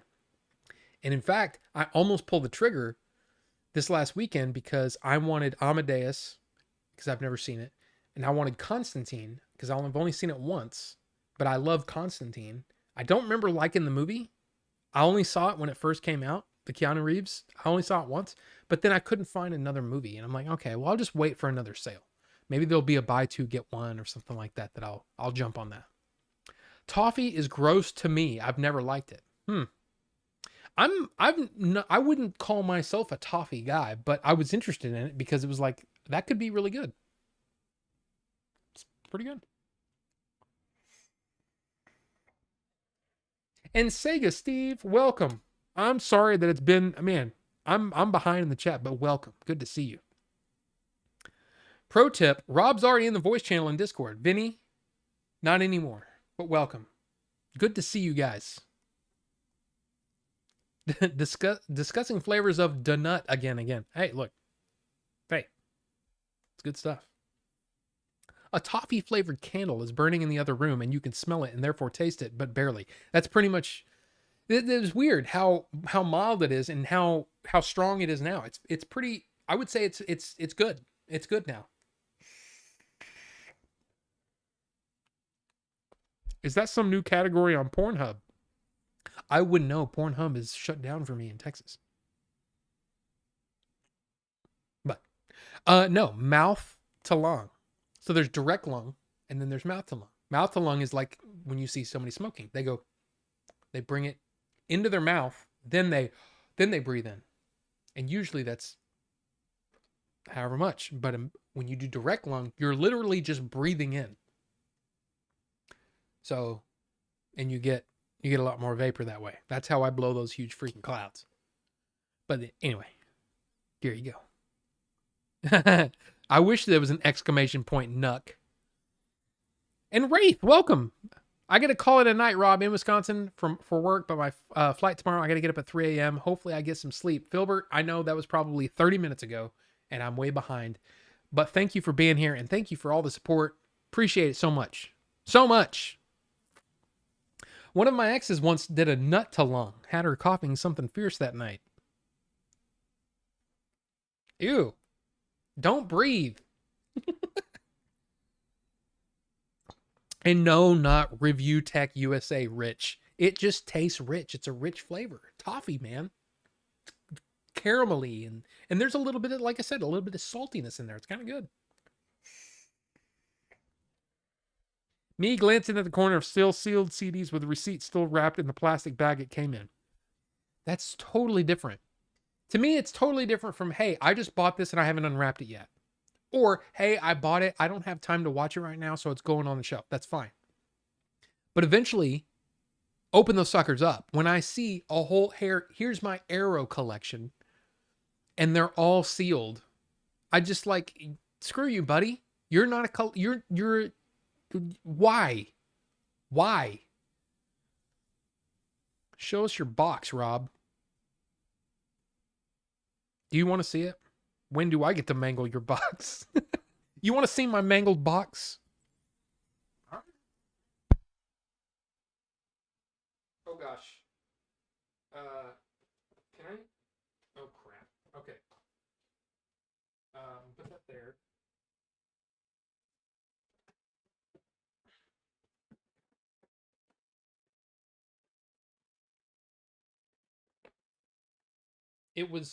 They left it. Actually, that looks like it was wet. So yeah, it wasn't raining when I got this. So it was wet and the box was all jacked up. You can see the damage to the box. And most of my Lego sets come in pristine condition. But yeah, it's wet and they mangled the box. So screw you, FedEx. Actually, you know what?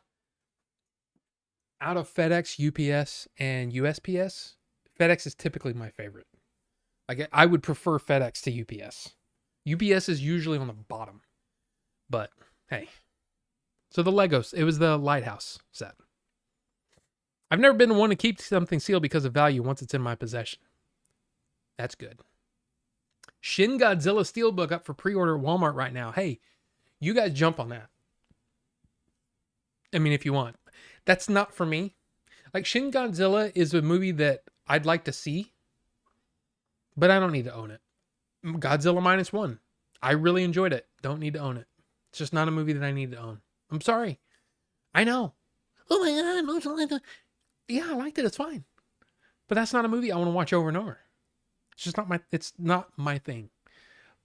but I'm really happy that it's for you. I remember watching Heroes during the writer's strike, I think.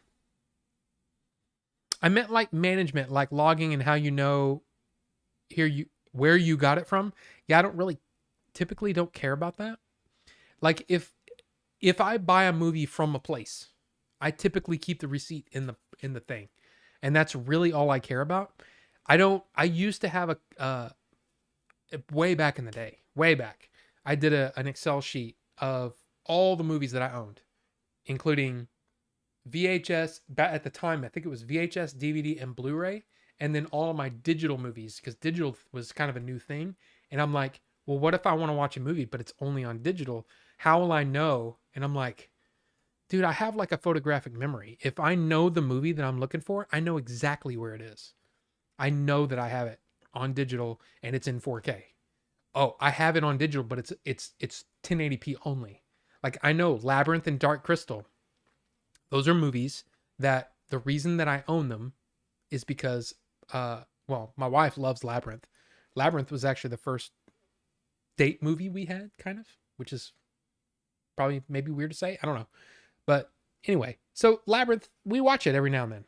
Dark Crystal is a movie that, yeah, I've seen it 100 million times. Maybe not that many. A lot of times. But I don't need it.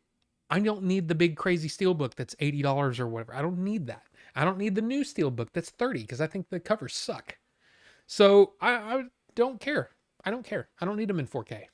I've seen all the special features many times over the years. I don't need that. But I know that I have the digital copy on iTunes and it's in HD.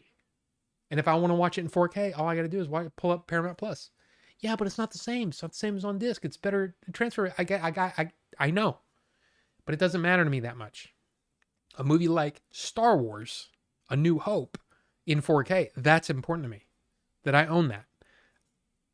But I barely watch that too, you know? So now what I've been doing lately is focusing on movies that I love that need to be upgraded, or movies I haven't seen in a long time, but I'd never owned, but I wanted to, and I want to get them in the best quality.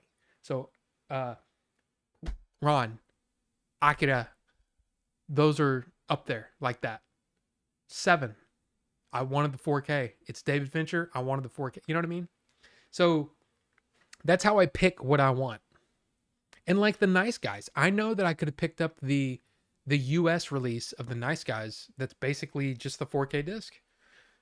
But I love that movie and I wanted the whole big set. So I got the big set from Second Sight. So yeah. Anyway, first rule in collecting anything: why have one when you can get two at twice the price? One to open, one to keep sealed. Yeah, see, I totally understand that process. But what I'm rallying against is just having stuff that's all sealed and you never enjoy it. I don't get that. I don't understand that. If you want to buy two and keep one sealed, sure, fine, whatever. It's your money. I don't care to do that. I'm not the steward of history, and I'm not going to sell my shit. So what's the point in spending the extra money when I could buy something else that I've never experienced before? You know, that's kind of how I look at things. But that's just me. Where's the VHS? In someone else's hands. I got rid of the VHS a long time ago. Long time. I mean, before I moved into this house. So pre-2008. I took all my VHS up to Half Price Books or wherever I took it and got pennies on the dollar for them and just moved on with my life because they took up way too much space and I never watched them. So it didn't make sense. Don't be sorry, brother. I support all your decisions, wrong or not. I've got your back, my man. Well, thank you, Rufus. I don't know if you're talking to me or not. You must have great memory. I have like a photographic memory especially of that stuff. Like I have a digital inventory I have an inventory in my head of not only that, but movies that I need to own. And every now and then I'll forget, but I have a list. I have a watch list or a list of movies that I need to own on whatever. And I just keep track of things. And if I'm in a Half Price Books or whatever, I'll be like, you know what? I really would like this. But like, for example, I kind of want to collect laser discs now. Like it's a recent thing that I'm like, I kind of want to collect laser discs. The only thing I care about is it in good shape? And I'm talking about the cover. My Blade Runner is in great condition. Great condition. The disc may look like crap, but I don't care. I'm not going to watch it. I just want the cool thing. And I want to get those frames, and I want to put them on my wall. I want to have some of my favorite movies on Laserdisc on my wall. So I would like to get a good, really good copy of Raiders of the Lost Ark. Put it up there. Really good Jaws. Alien. Right? Aliens, if I can find a good one. And even some of the Star Wars stuff. I would love that. I don't need the definitive collection or whatever because I have the whole thing ripped on DVD back here.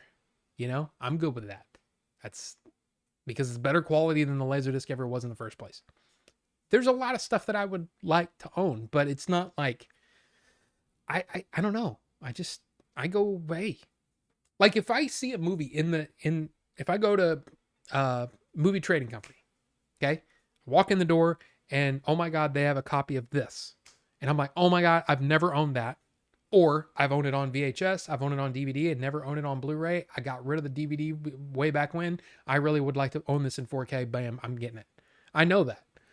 I know that I remember my copy of 7 on VHS that I got rid of. I have the New Line Director Series, I think is what it's called.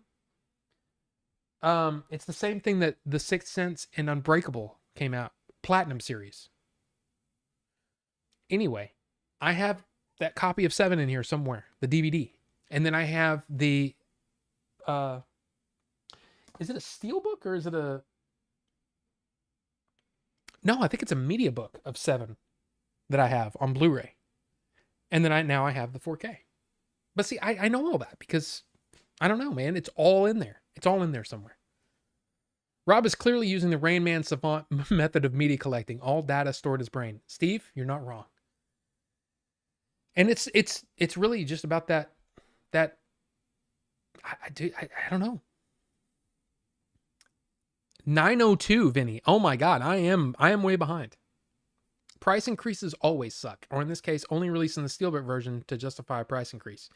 Like they did release a regular copy of Kingdom of Heaven just on standard Blu-ray. But yeah, I understand that.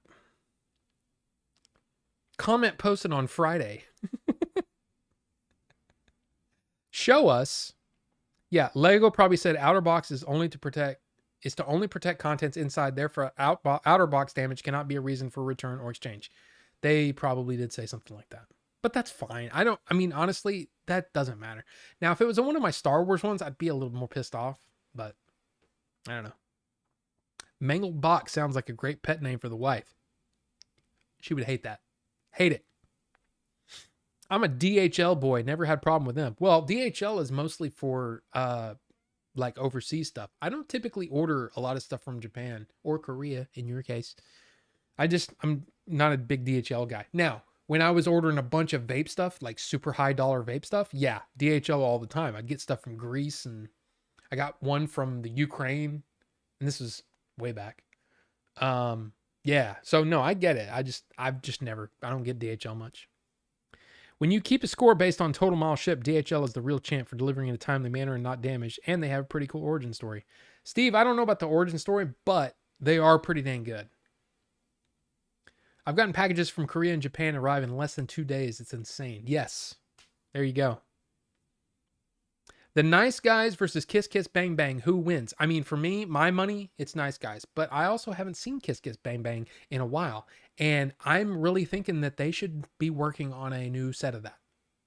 Because, I mean, not only is it a fun movie, but it's also one of Val Kilmer's best roles, right? I mean, it's probably top 5. So, yeah, why haven't we seen a release of Kiss Kiss Bang Bang? I don't know. I have all my Dragon Ball Z VHS right behind me on a shelf because I'm an adult. Well, Vinny, look, I'm all for collecting whatever you want to collect. But to me, if you're just going to have it sealed, I just don't see the point in it. Now, let's say you have a copy of, let's say, Dragon Ball Z, right? You have it on multiple formats, right? You have it on whatever, Blu-ray, I don't know what it's on. Blu-ray, DVD, digital, whatever you have. You enjoy that show and you've watched it multiple times and you have it in multiple formats that you can watch today. But you see this limited edition set that you know you're never going to open, but you want it. That's a completely different story. You're still enjoying the content.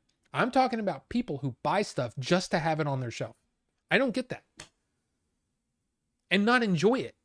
Like, there's nothing in this room, and there's a lot of shit in this room. There's nothing in this room that I haven't opened. Now, the only thing that I have, okay, I just thought of something. Broken my own rule, kind of. The only thing that I have in this room that is still sealed are all my Nine Inch Nails records. But that's because for years I didn't have a record player. But every single one of them I have on all the other formats, either on CD or on digital or whatever. So I guess that doesn't really count. That counts to the same thing or whatever, kind of. But yeah. Ooh, the Crow on Laserdisc. That would be a good one. In a really, really nice cover. Yeah. So basically, the last couple of conventions I've been to, I've been looking for Laserdiscs and not a whole lot out there. In fact, the last one didn't have a single one except for the ones that Jay brought. And I'm like, yeah, I didn't want any of those. I didn't want Yentl. And I mean, I don't think he had Yentl, but I'm just saying I didn't need a lot of those. All your VHS are belong to half price books or quarter price tapes. No, it's mostly full price. There's half price books is a kind of a misnomer. It's we're going to charge more than what it's going for on eBay books. Not a great name, honestly. But I mean, it's you got to understand. I mean, they got to, I understand it, right? You got to make money. It's just like GameStop. So Laserdisc art, front, back, inside is so great. CED too. I love CED, but all of it looks so mangled and faded and gross that I've just never been into that. Even though I think the format's really cool and it probably sucks really bad now, even if you had a working player. Anyway, I'm going to collect that butt. Yeah, I've owned Dragon Ball Z on so many formats. Yeah, me too. I have so many formats of Star Wars. I have bootlegs. I have all kinds of crap Star Wars. Yeah. So, yeah. That kind of reminds me of how rich people hire people to curate interesting and aesthetically pleasing books to put in their big ass library so they look fancy. Yeah, KP Cinti, that's not me. There is not a book in here that I haven't either read or is on my reading list. Like I have the latest book the physical book that I've purchased is down there, John Adams, David McCullough. So it's if you watch the HBO series John Adams, it's based on that book. Of course, he also did 1776, which I read and loved. So yeah, I want to read that eventually. It's on my reading list. But everything else in here, I've read. Okay, there's some Tolkien stuff still left over, but I'm kind of on a Tolkien hiatus. You know what I mean? Because holy crap, that dude is a flowery writer, and sometimes it can just, your brain can go numb. So there's some Tolkien I still haven't read yet.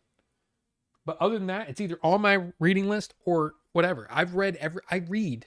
I love to read. It's great. Is Dark City Collector's Edition still sealed? No, Steve. It's sitting right over here. It's sitting right over here, and it is not sealed. In fact, I opened it up on stream. You would know that if you were here, Steve. Just kidding.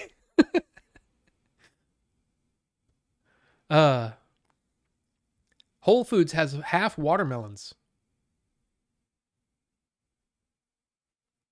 I have 2 copies of The Crow on UMD. Do you want one? Ooh. I don't have any UMD. UMD is one of those things that I think it's a cool format, and I kind of I kind of want that. You've got Star Wars on CED? Do I need to start a post office box? Post office box. Yeah. I grew up on UMD. Yeah, UMD was way way past. Like, I would never watch The Crow on UMD, but it would just be cool to have it. I would say the weirdest format thing that I have.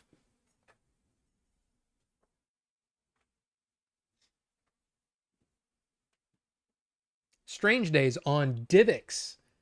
Anybody remember DivX? Now, Billy gave this to me.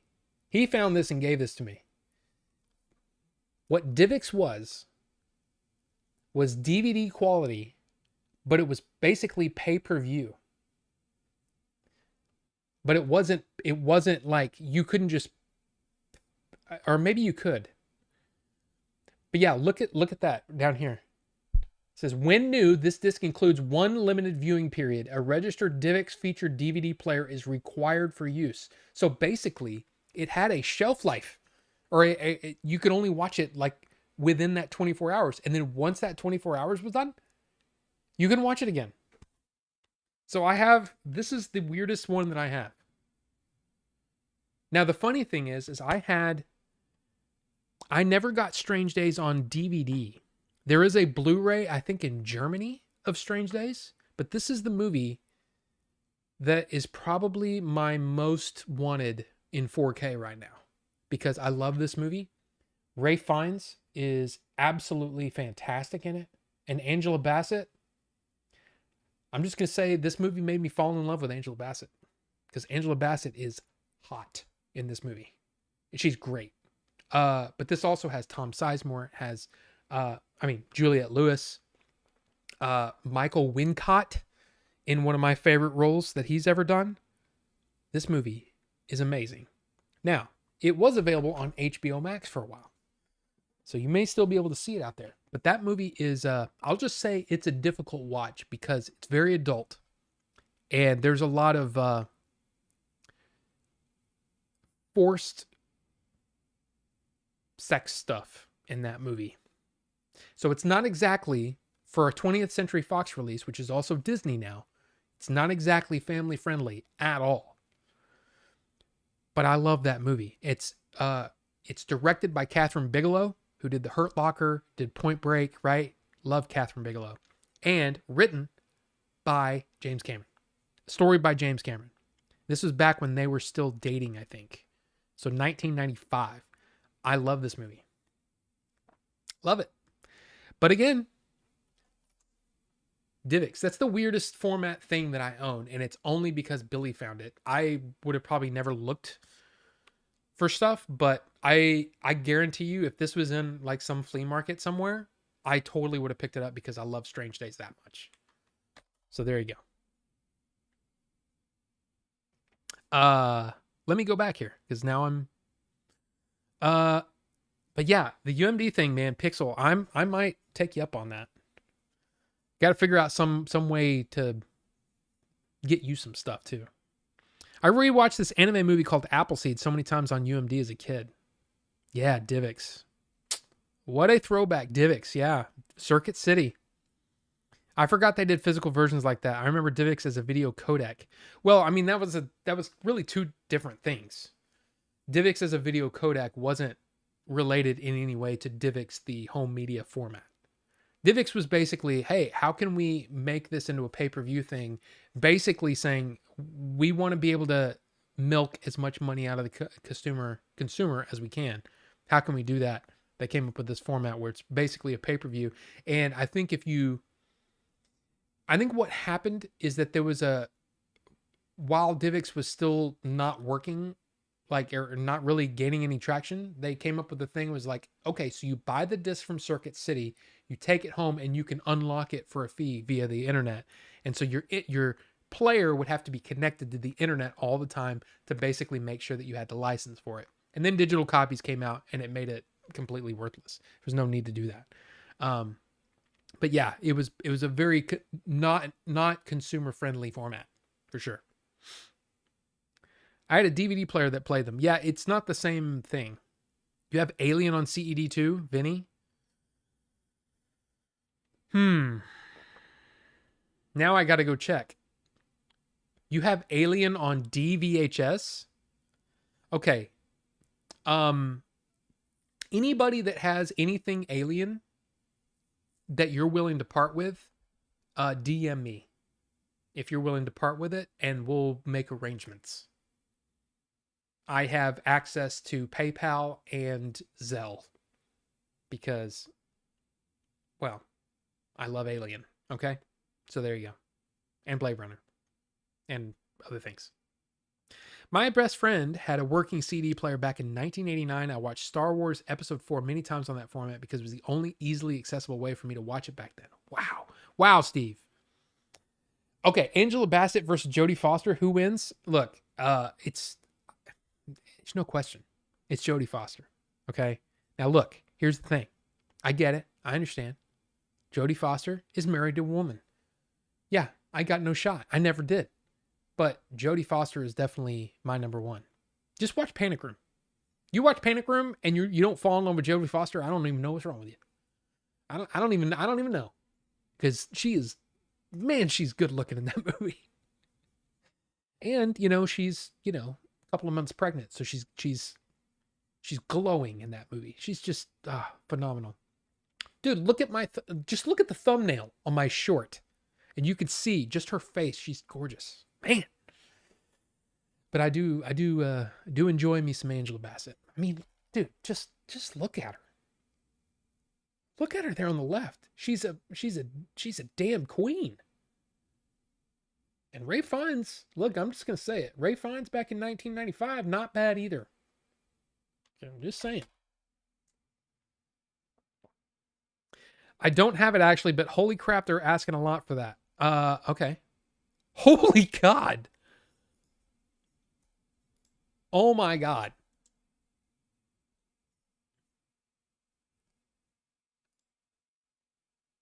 Okay, that's one of those where you go, yeah, that'd be cool to have, but I don't need that. I don't even remember what DVHS did. But VCD. Shozama, I do have a VCD. I don't know where it is. I think it's somewhere. I have it somewhere. It's probably in this closet somewhere. But it's a VCD that I bought from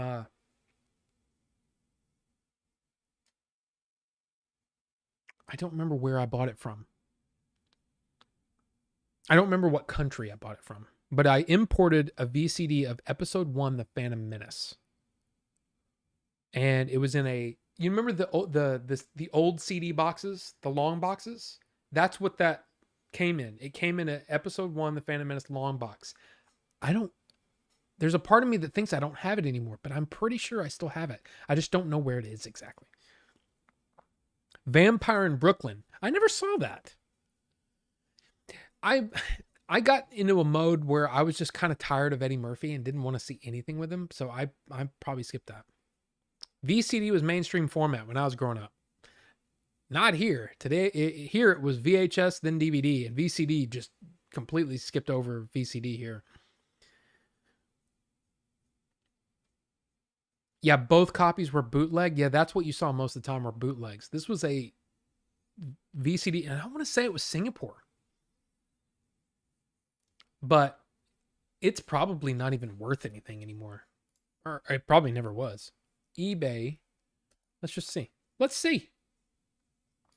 Star Wars VCD. Phantom Menace. Yeah, there you go. Oh, that's not bad. Oh, maybe it was. No, it wasn't a Hong Kong because I don't remember. No. It may have been a Hong Kong one. Like this one right here. The $45 one. Yep.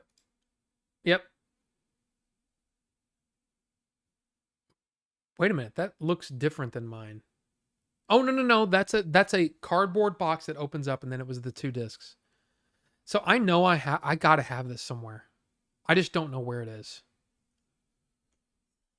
And it was basically because I wanted the Phantom Menace in the best format that I could give, and yeah.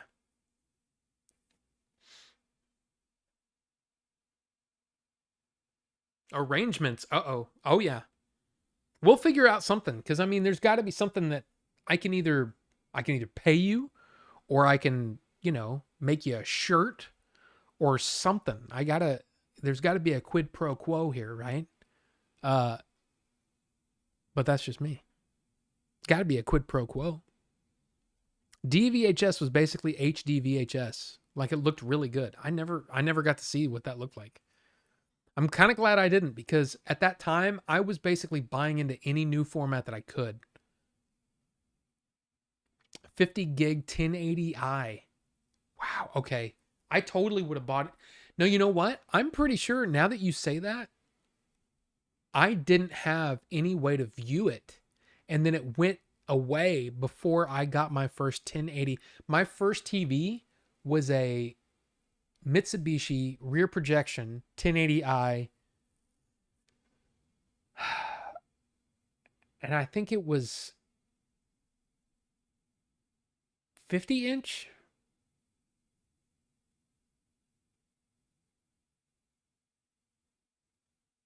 It was huge too. And it was huge, and it was super heavy. It was like, from the front of the screen to the back of the thing, it was like this, and then it goes out on this big huge. Oh man, that TV was huge. It was a 55 inch, I think, is what it was. I don't remember. I can't remember, but it was rear projection, and it was the best thing, one of the best things that you could get at the time.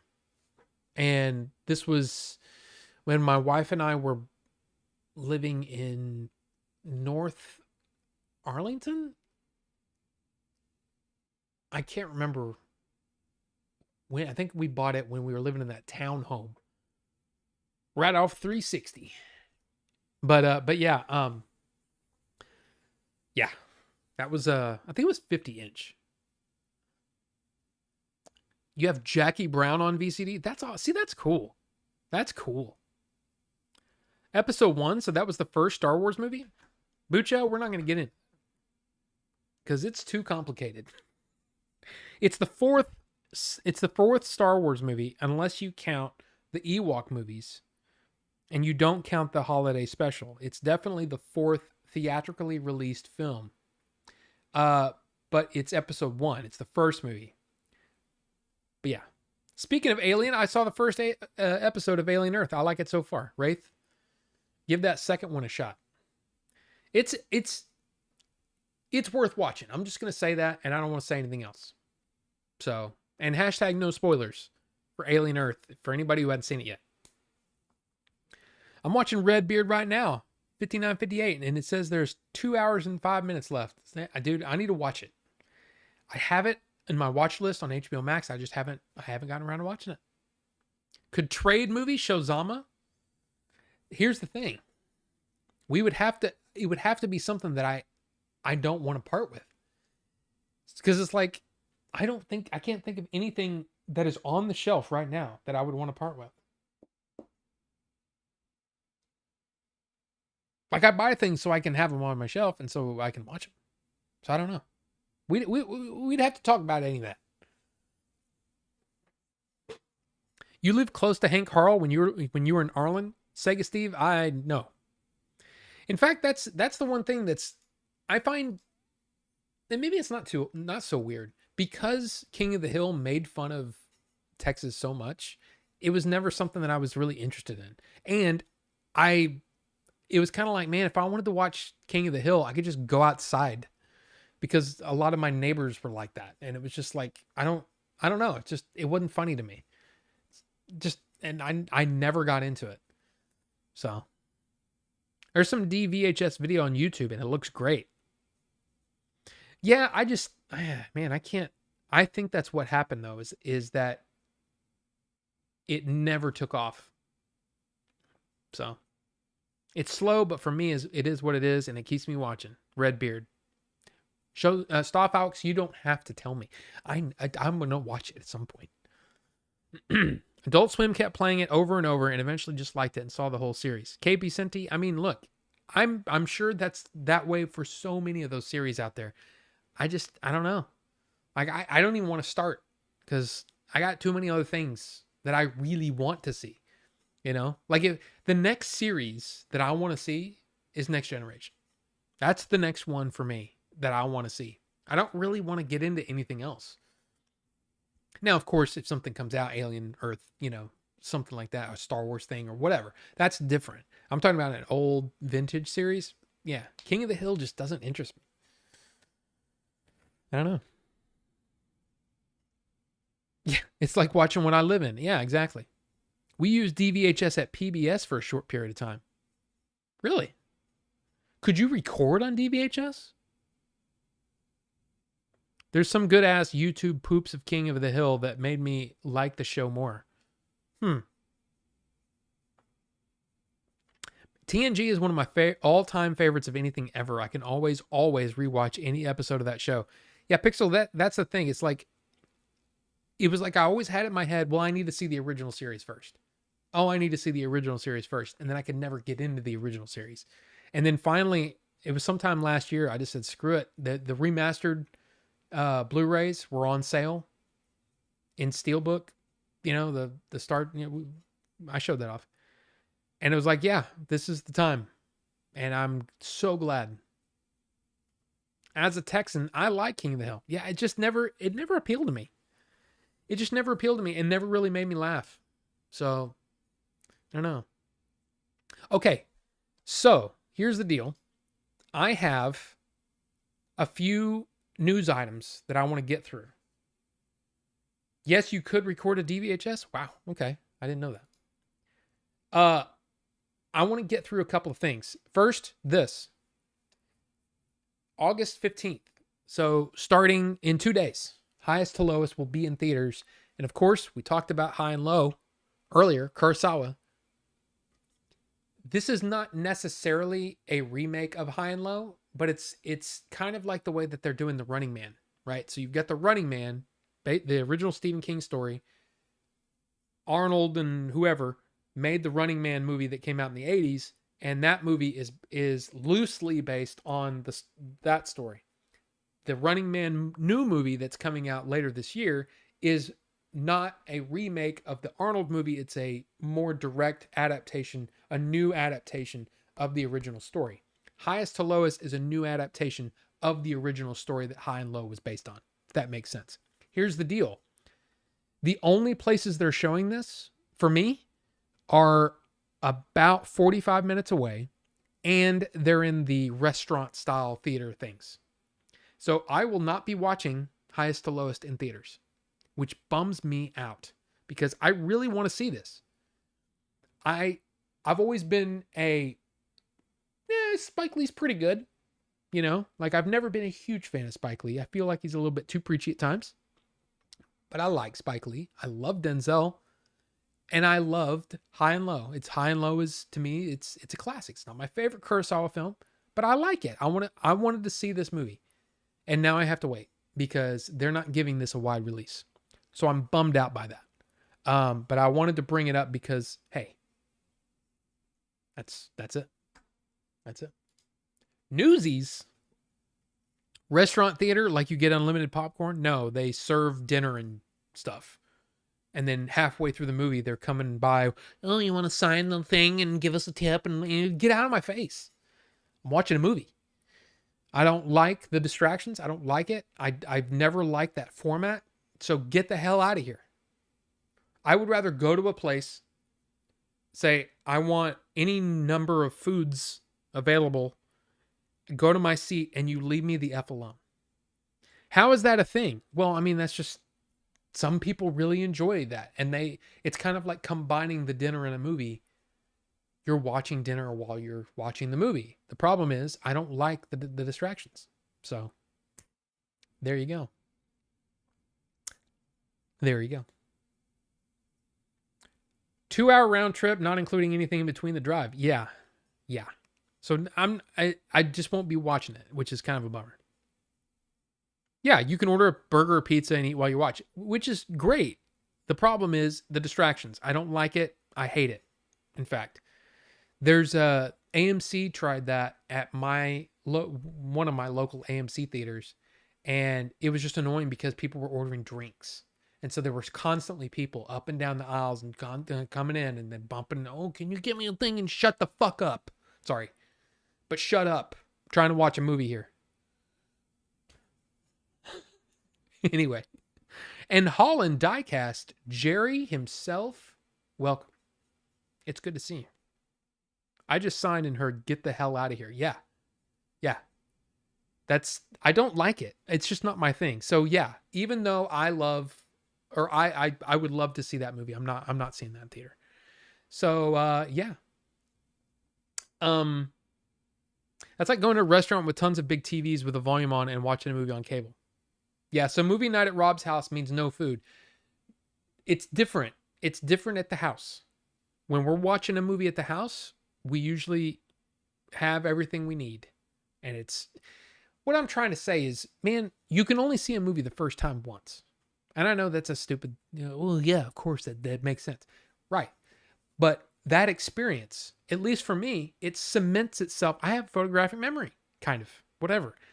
But I remember the first time I saw Mission Impossible. I remember the first time I saw The Matrix. I remember the first time that there's a lot of movies like that I remember that first time, right? I remember seeing V for Vendetta with Jerry opening night. And that there was a problem. There was a problem with the sound, I think. And I think we ended up getting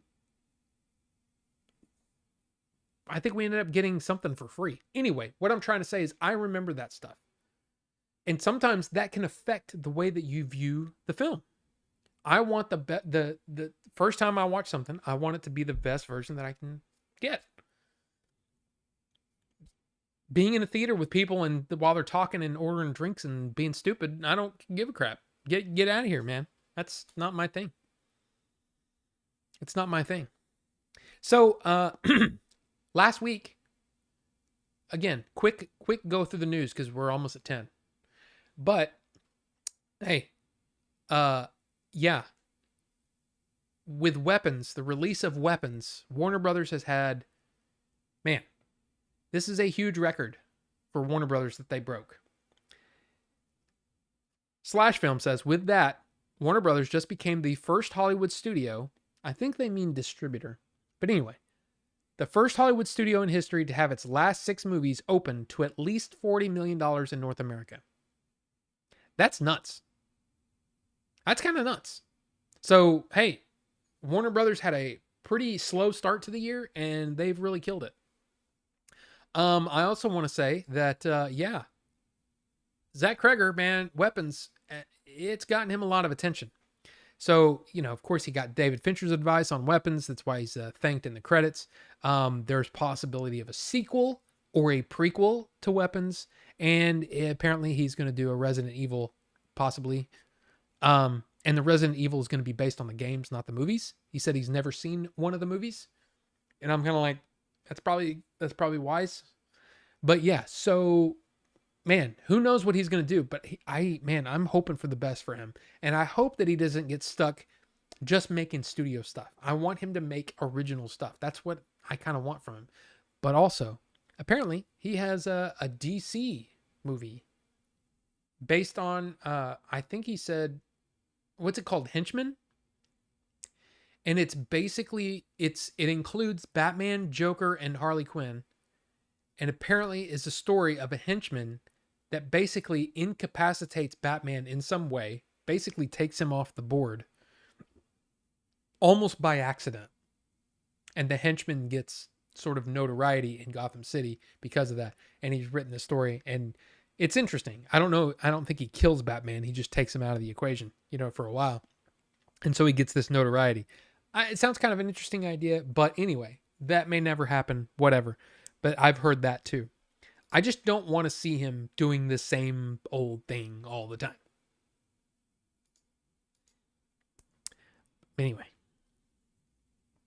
I want to go to a movie and see them big old titties. Jerry, that's always welcome on a big 70-foot screen. Amazing. I remember the first time I saw Transformers 2. I will never forget that viewing. Yeah, the Avengers. That first Avengers movie, man. I was sitting next to John Michael. And that was an amazing... Dude, I've talked about Prometheus. It was an amazing experience. So, yeah. I remember that you were pissed when we watched V. I don't really remember when or what happened, but I remember V for Vendetta being a problem. And I remember being irritated by it. And I don't remember if it was the sound or what. I don't remember.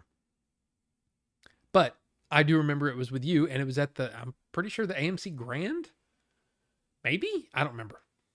It's been a while. But I do at least remember part of it. I remember seeing that 2012 movie on premiere night by accident, and that was a cool experience. Dude, to me, it's definitely diminished now, but back then when you had to actually wait in line, you know, and whoever was in line first got the best seats, that was really fun. And yeah, I like the idea that I can literally walk into the theater as it's going and get to my seat that I picked on the internet. I get that. It's great. But it takes away a little bit of the communal experience of going to the theater, because I remember many of those Star Wars premieres where we would stand outside and we would just be chatting and talking, and there'd be cosplay and all kinds of cool stuff. It was just fun. But yeah. Just because he's making a movie based on the game doesn't mean it will be good, but I guess we'll see. Absolutely. You're absolutely right. IMAX nipples where? Oh my God. That's happened many times, actually. How many movies have we seen together? 20? Very many. I mean, God, we were watching so many movies back then. You, me, and Brian. And I think that one was just you and me for some reason. But yeah, it was you, me, and Brian for a long time. And then sometimes it would be just you guys. And then sometimes it was just me and Brian. And then sometimes it was just you and me. Yeah. But yeah, we saw a lot of movies back then. Dude, I've seen so many movies this year. It's almost like being back in those days when, you know, almost every week there for a while I had a movie to go to, which was fun. But Grindhouse. Oh my God. Grindhouse. We were laughing so hard, man. I was hurting so bad because we were laughing so freaking hard. We were having such a good time. So Planet Terror is stupid as hell, but man, I laughed a lot. But then Death Proof was actually really fun. I like that movie. I know people shit on it, but it's like, to me, it's like, again, it's like pizza. Even bad pizza can be good, and you know, that's what it was like. It was good. The missing reel. Dude, don't. Yes, the missing reel. Missing reel, and then suddenly come back and everything's on fire. Memorable for the wrong reason. Super late night showing. Everything was sold out. IMAX had to sit in the exact front row center. Ooh, Chris, that sounds awful. See, I hate that. Oh man, I hate that. Yeah, Planet Terror is really, really funny. And I love it. And it's funny that, so for No Country for Old Men, you may not know this, may not, but Josh Brolin was auditioning for No Country for Old Men on the set of Planet Terror. And Quentin Tarantino directed his audition tape for No Country for Old Men. That's kind of interesting. And I remember thinking that was one of the first times that Josh Brolin, I'd seen Josh Brolin in anything since The Goonies. So I remember that dinner we did at the Matrix 2. Didn't care for it. Didn't care for the dinner experience. No, I hated it. In fact, I was so irritated that they came. Oh, can you sign the thing? Dude, we're in the freaking third act, man. Shit's going down. I don't know what the hell's going on, but there's a bunch of Agent Smiths up on screen. You need to get your ass out of here. Yeah, dude, I did not like that. Did not like that experience at all. Did not like it. A couple of things, things that haven't come out yet may not be exactly newsworthy just yet because, you know, we haven't seen everything. But I thought this was interesting. The first image of Daniel Day-Lewis and Sean Bean in Anemone, an absorbing family drama about lives undone by seemingly irreconcilable legacies of political and personal violence. This is his first movie since The Phantom Thread, I believe in 2017. Daniel Day-Lewis, the retired actor, is now back, and I just thought this was newsworthy. and it's being directed by his son. So yeah, Daniel Day-Lewis in a new movie. Look, I love Daniel Day-Lewis. There Will Be Blood will go down in history. Where's my 4K of There Will Be Blood, by the way?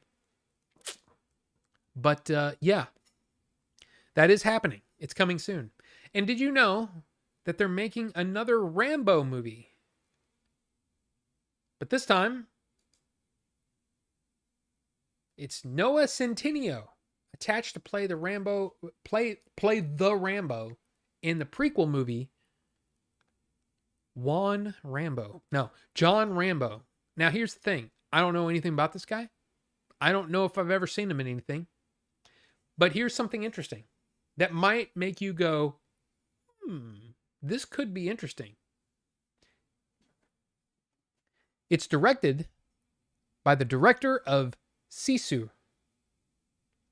Now, I haven't seen Sisu, but I've seen clips from Sisu. That movie is nuts. The action in that movie is nuts. So, interesting. This could be interesting. It could be terrible. But there you go. They're making a John Rambo prequel. Now, also this week, I don't know if you heard, but Paramount and Skydance has finalized their stuff. So now Skydance now owns Paramount. And basically in the first day, they got this thing. They got this movie coming soon. They won the bidding war for hot James Mangold, Timothy Chalamet movie package called High Side. Described as Heat meets Hell or High Water. Sounds good to me. I love James Mangold. I love Timothy Chalamet. And I love Heat. And I love Hell or High Water. I own Hell or High Water digitally in 4K. And I own Heat in 4K and DVD. And Blu-ray. Wait, do I have it in Blu-ray too? I don't know if I have it in Blu-ray. But anyway, yeah. This sounds awesome. And so seriously, the first day they made this deal. Kind of cool. So those are some coming soons. Some things that we might get, we can get excited about it a little bit, maybe a little bit.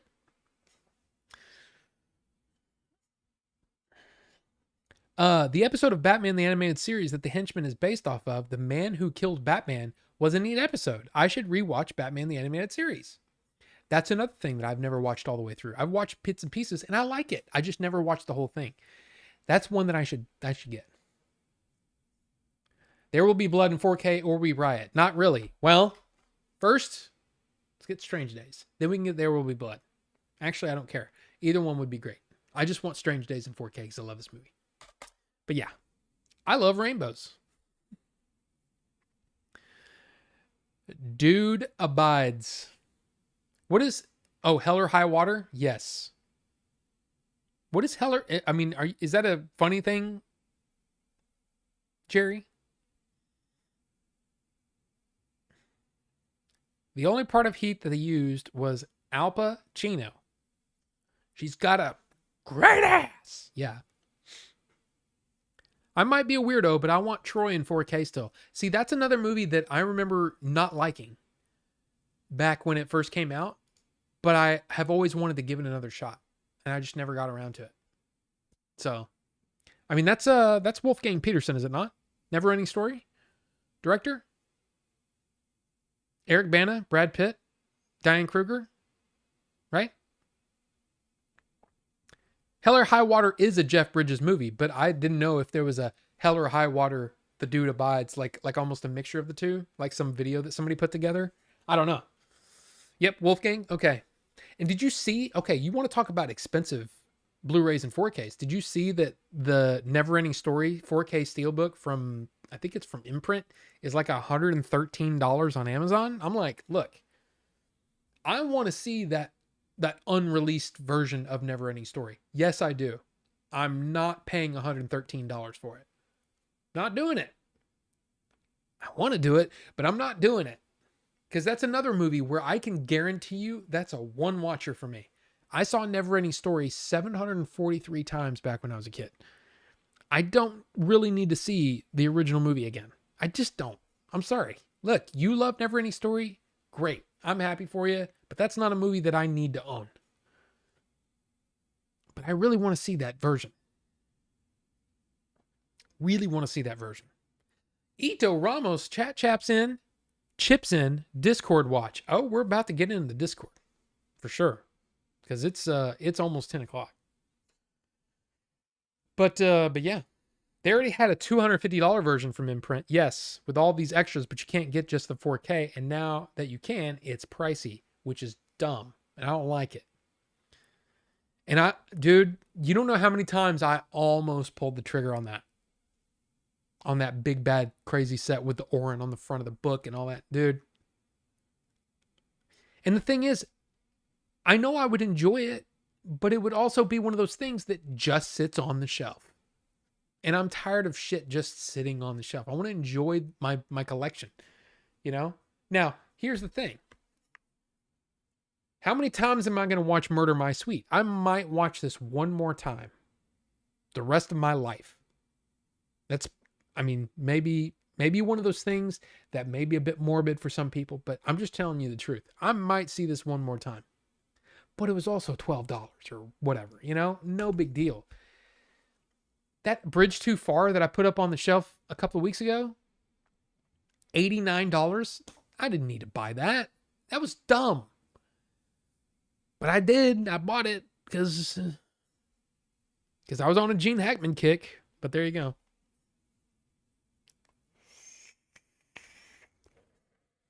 Apparently, you don't need to see Atreyu's alternate ending. It's not, I don't think it's an alternate ending. It's just an alternate cut. I mean, I know you're just kidding. But no, I don't need to see. Not for that price. No. But I really want to. I really, man. And it's one of my favorite things, man. I love box sets of shit, you know, whether it's movies, CDs, like my freaking Synchronicity. I've shown this off.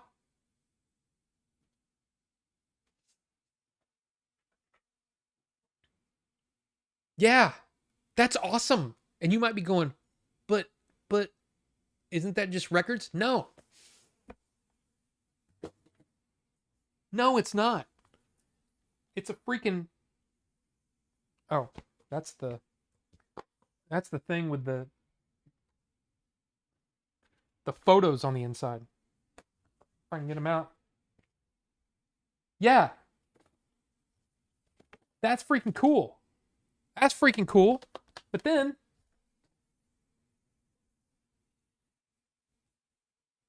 CDs, man. A bunch of B-sides and this was my first album I ever bought. Was Synchronicity by the Police. I love the Police. I love Sting, right? This set is awesome. Bunch of photos and crap. There's live versions. There's unreleased like demo tracks and outtakes and all kinds of stuff. This Big Bad Special Edition was expensive, but I love it. This is physical media to me at its best. I love this kind of stuff. From a record or an album that I used to listen to constantly, that I can hear the original version of Wrapped Around Your Finger, which it sounded so not great. And they turned it into something amazing to me. And everybody likes that song. But yeah, just listening to the progression was amazing. Yeah, opened it up. And I don't care. I don't remember why I grabbed this almost angrily. Why did I do that again?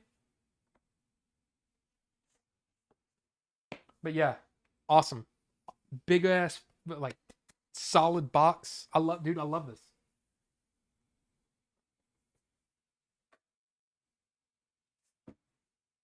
And you know what's even funnier? If you have Apple Music, you can just listen to all of it. You don't need the CDs. I've never popped the CD into one of the players, because it's every single track is on Apple Music in better quality. Well, I don't know about better quality, but it's lossless, so it sounds the same. But I went through that whole thing and was reading all this stuff, dude. I loved it. But now I don't have to worry about, oh, what if I lose the CD? What if I scratch the thing? No, it's all in there. It's good. But I opened that sucker up, man. Love it. Let's see. Does the horse live in this version? I don't think so. I think the horse is always. What will I do with it? I love the Neverending Story, but I never want to spend triple digits on a 4K set of it. Dude, the most money I ever spent on a set, I've said this before, $250, and it was for the 4K Skywalker Saga set, which it was 27 discs. So 4K and Blu-ray of each of the 9 original Saga movies, and then 9 discs of special features, one for each movie. But I had to have it. It's Star Wars, man. I had to have it. $250. I don't want to ever spend that much money on a set again. But I think I'm going to. Because I think I'm buying that Wes Anderson set, which I think is going to be $250 on the Criterion sale. But we'll see. We'll come. That's November, right? Right? So there you go. Beastmaster, yo. I don't even know what that is. But, man, I lose track of what I'm saying. It's gone. Whatever I said is gone. You want to see these nuts, right? Definitely after you watch Star Trek Next Generation, you need to watch Batman. Great album there. Yeah, that's such a cool. I just love that. I think it's so cool. My wife just burnt the scrambled eggs. That album, Stuart Copeland, is likely the reason you like offbeat hi-hats and side sticks. You're not wrong.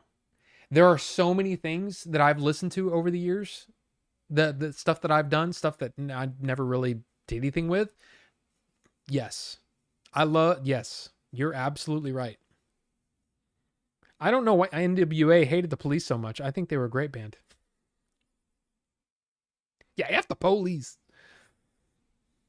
Yeah, but a saga, not one movie. They want $130 now for one movie. Yeah, no, sorry. Nope. Not gonna happen. And look at there. Nope. I can even hear myself. And look at there. No. I can. I don't know if you could hear that, but yeah, I'm already in the Discord chat. So you guys want to come over and hang out in the Discord? Oops. I had it muted. I guess I'll hang out maybe. See, there's Ricky right there. You want to come hang out in the Discord? Come hang out in the Discord with us. And unfortunately, no, the stupid, what do you call them? They don't work. They don't work over here on YouTube, and that sucks. My wife just burnt the scrambled eggs. The dog just bit my leg. My teenage daughter ran away. I just found out my son is, and we'll be okay. We say we got to. Maybe. Hey, here's the thing. I appreciate you guys. Thanks so much. And thank you, seriously, from the bottom of my heart, thank you for helping me, that Alien Earth review. If you got on there and you commented and you did all the things, man, appreciate it, because that got out to more people than my videos usually do. So thanks so much. It's a Police song, my favorite.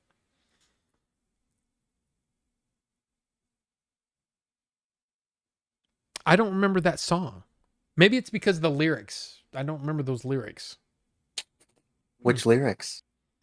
Didn't you hear it? My wife just burnt the scrambled eggs. The dog just bit my leg. My teenage daughter ran away. I just found out my son is, and it will be okay. We got to say, we say we got to. I don't recognize it. I don't either. I don't recognize that. But hey,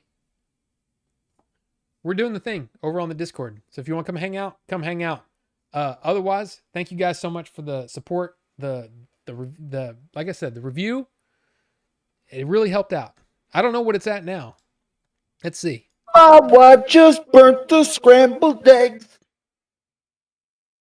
Rufus. Sorry, I didn't have the speakers switched over. You remember that? Come on, man. 609. And it will be okay. We got to go away. But what's the song called? I don't remember. I'm not good with song names. Well, that doesn't help. But anyway, hey, again, thank you guys for watching. Come hang out with us in the Discord if you like. If not, hey, we'll see you next week. Oh, and good thoughts from my wife for her surgery next Monday. Yeah. But anyway, hey, we'll see you next Wednesday. Because Tuesday is Alien Earth episode 3. We're gonna do a review on that. But anyway, hey, it doesn't matter because we're leaving. Okay, bye.